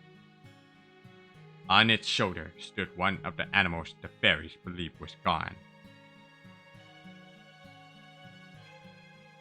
The 6 fairies and the gods soon became friends. It wasn't easy living on the ocean. There was nowhere to go and nothing to do. But the god made things better. For the 6 fairies by sheltering them from the waves. The ocean without waves is nice, but we still miss having land. So the 6 fairies offered the god their joy, and they offered the god their wish. Then they offered the god himself. And so, the fairies' wish was granted. Then, after their rejoicing ended, they tricked the god into drinking poisoned wine, and he died. And so, the fairies acquired the god's body.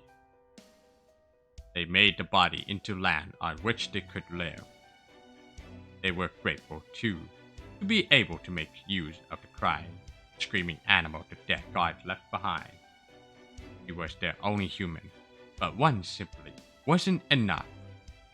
So, being very careful not to kill her, they cut her to pieces. They cast a spell on her to make sure she wouldn't die no matter what they did, and used every last piece of her. Thus did the Isle of Britain come into being. Thus did the great mistake begin. May the first 6 fairies find salvation. May the first 6 fairies be cursed for all time.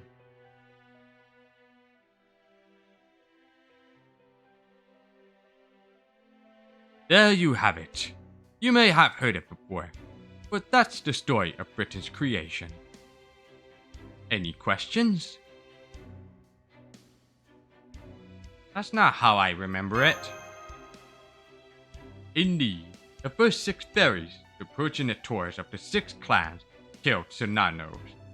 The pit you saw on the surface is Sonanos' grave, and the curse building out of it even as we speak is his rage.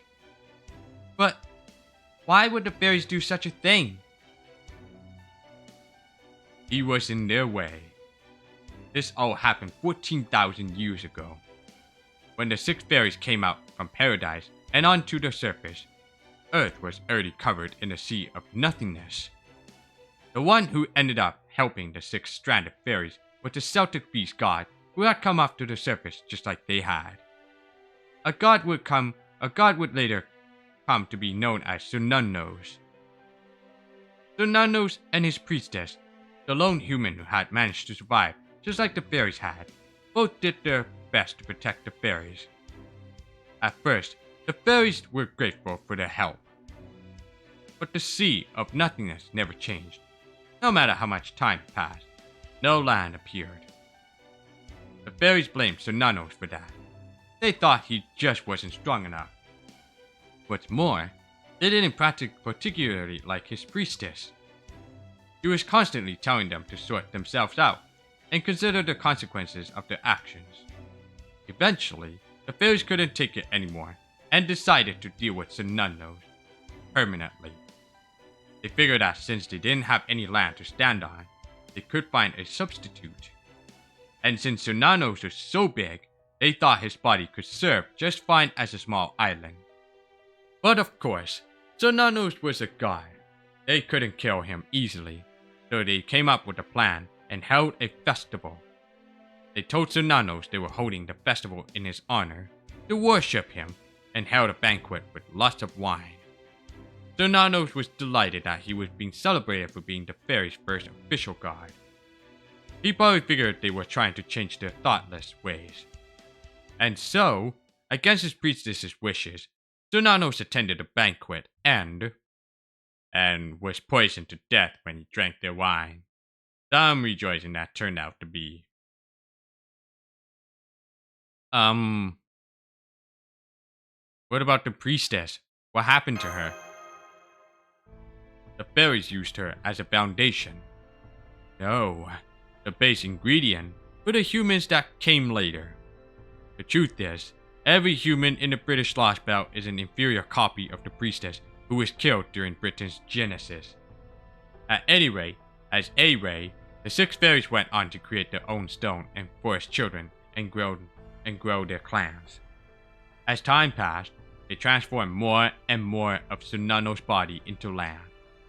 But after 100 years, things stopped going quite so well for the fairies. Their children kept dying, turning into fallen trees, adrift on the sea. New generations kept being born, though the number of fairies never decreased. And thanks to the humans who had been copied from the priestess's cells, Britain slowly developed into a civilization. With civilization came new societal roles. The fairies made new types of fairies, and their forests flourished like never before. But they also kept dying for no reason whatsoever. Eventually, the 6 progenitor fairies realized Sonanos' rage was the cause. Even though Sonanos' soul was gone, his body wasn't completely dead. In fact, his heart alone still burned with the fire they used to cremate him. Even in his death, Sonanos' body continued to smolder with anger and curses. He could very well have come back to life at any time. The fairies were so shocked by this that they fled Sonanos' body. Fortunately, this was right around the time the children's corpses were starting to form new ground. And fairy corpses are essentially made from the same stuff as the planet itself. The fallen trees became earth and stone and quickly filled in the sea, almost as if they were trying to cover up the fairies' sins. That's how this Lostbelt began. That's why this Isle of Britain uses fairy corpses to grow and expand. After several thousand years, the fairies have acquired their very own Britain. But all the while, Sonanos' body was still there. A divine grave that would let no ocean-filling fallen tree near it. An indelible reminder of the fairies' sin. A reminder that rejected their corpses. Eventually, the fallen trees blocked off the ocean's water for good, and Sonanos' body was left behind at the bottom of the sea. That is the true nature of the pit. It's not actually a pit. It's the remains of a patch of dried up ocean. An island made by killing a god? The fairy's original sin?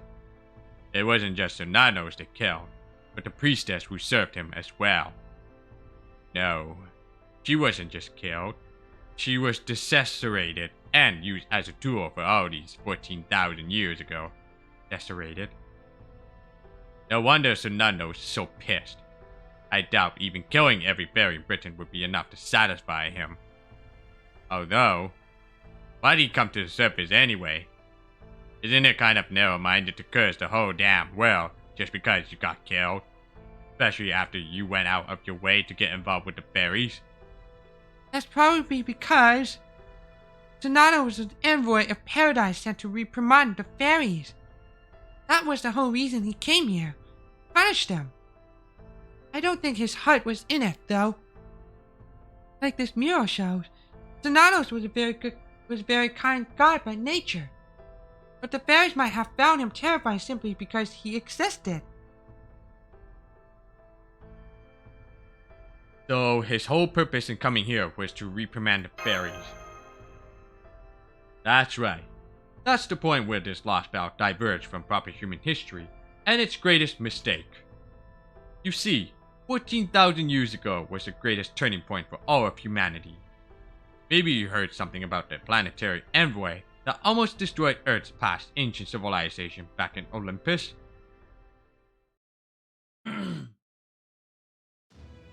Yes, we did. It was a white civilization destroying giant named Sapphire, who fell from a shooting star. Sapphire wiped out countless pantheons and almost destroyed every civilization on Earth. In the end, it was humans who managed to defeat it, not gods.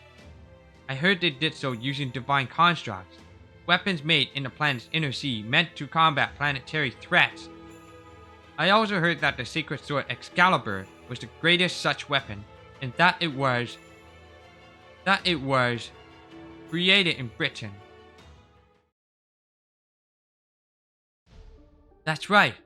I just realized that nobody here has ever mentioned it. The very idea of a sacred sword just doesn't exist in this version of Britain. So that must mean...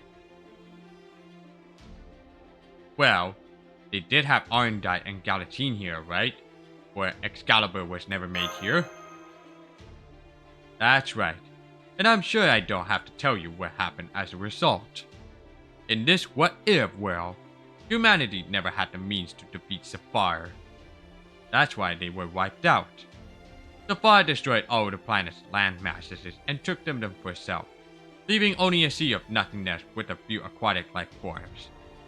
So why was the sacred sword never made?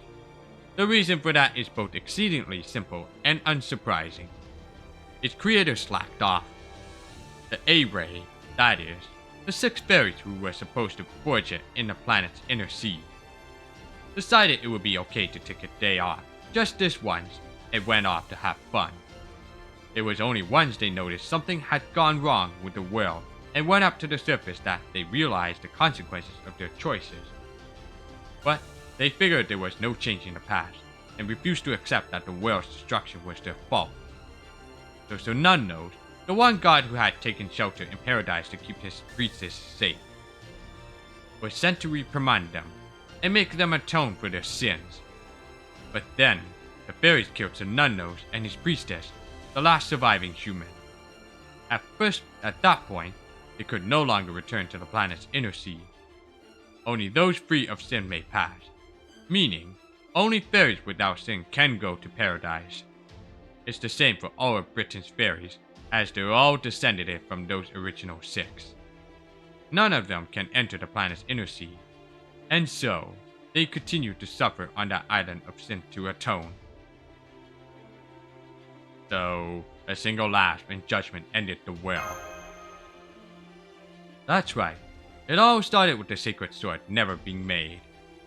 Eventually, fairies chosen from the planet's inner sea were sent to the surface to correct the mistake. The first one was Viviane, and the second one was you, Castor. Your mission is to have the 6 clans admit to their mistake and inherit the mystic needed to create the sacred sword. The bells of pilgrimage indicate that the clan heads have accepted the sins, and the fairy who rings all of them becomes the sacred sword itself. But as Morgan, Viviane refused to do that. After all, once the sacred sword was made, the very premises on which this Lostbelt is built would cease to be. I'm sure you've learned about this yourself when you rang the bell in Orkney, Castor. And in spite of that, you continue on your path, defeated Morgan, and now you're here with Silkfrost. You must have had to face down so many doubts to come this far. In fact, you may never be entirely free of them. But even so, you're still here, which is why I believe you have what it takes to see this through to the end. Anyway, I know this was a lot of talking, but we're almost at our destination now. The convictions of the last dragon are waiting up ahead to see if you all are qualified to proceed. Only those free of sin may pass. That sin doesn't refer to the original sin you're born with, or the sins you've committed in your life thus far. It refers to what you're about to do and what your hearts are resolved to do now. It's your reason for living, your principle for existence and prosperity. The way to the land of hope will only open for those who demonstrate true strength in these regards.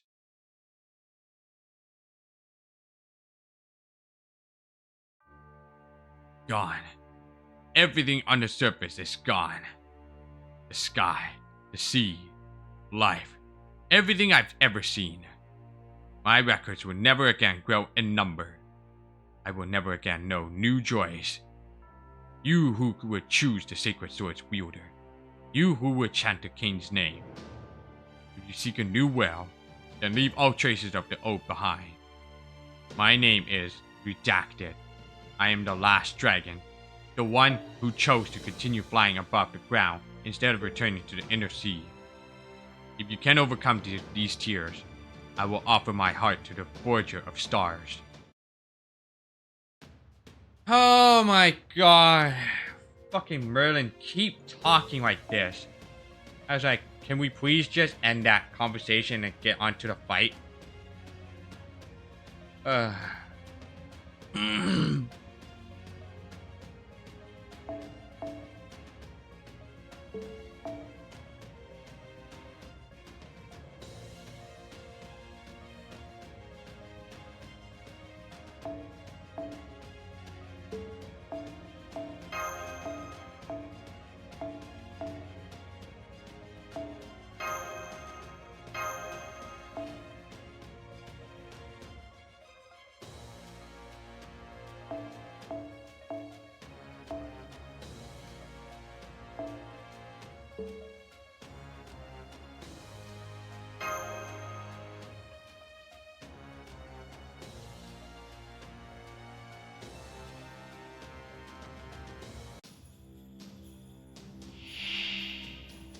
Red Dragon.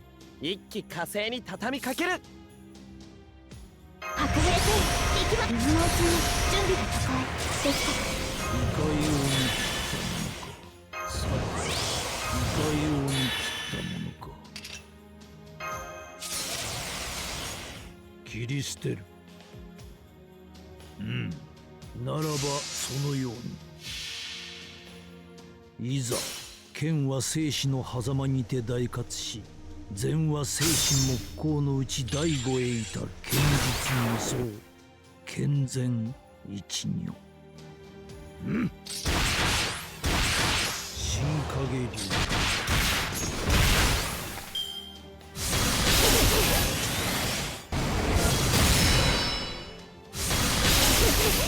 Tattoo the Munusine anyway. つまり練習だな。他にやることないの？切り捨てる。ならばそのように。Tell me that's それはい Munusine. つか来る兆しの星。誰に呼ばれるまでもなく、あなたは星をかざすでしょう。アラウンドカリバーン。いざ剣は生死の狭間にて大活し、善は生死木工のうち第五へ至る堅実無双健全一如。行くぞ。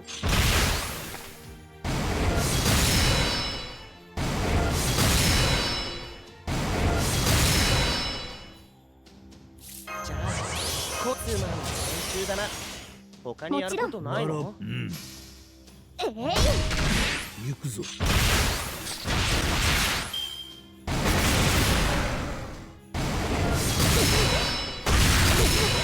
今のうちに準備を。 Oh, thank you.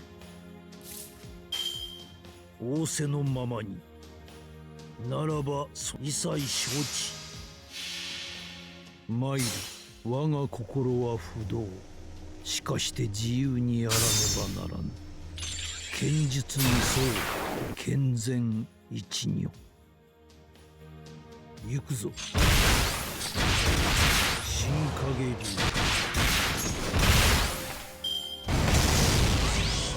Oh.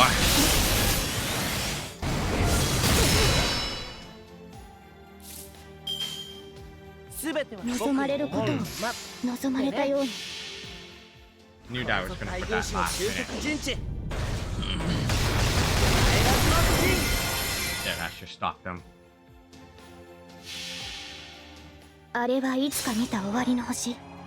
どれほど遠く汚れても私は星を探すのです。さあ幕を開けてアラウンドカリバーン。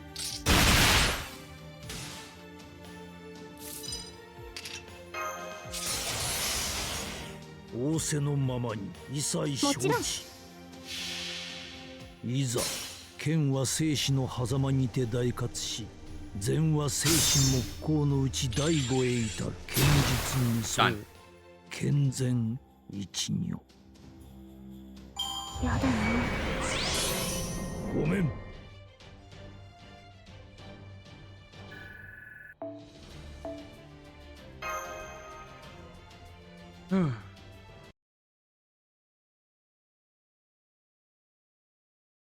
Ah, I can hear the bells tolling. My heart may have stopped, but yours yet beats strong. Welcome home, Avalon the Bay. May the sound of hope echo into the future.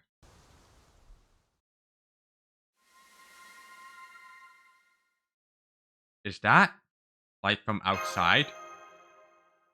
That's right. That's the entrance to the planet's inner sea. This is the land of the young. Turnat Nog, the eternal spring. This is the place many life forms have dreamed of finding. Welcome to the Avalon, whose time has come. This is where the journey of the planet's birth ends.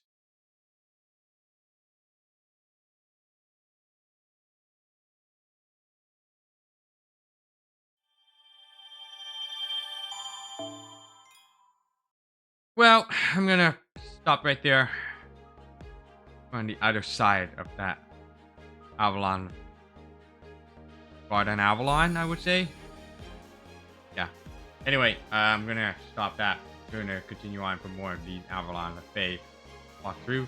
I'll see you guys in the next part of live stream. And I also forgot to mention this themes transition should have been this one. Because my monitor is at like 1440p anyway, that's why I have to change.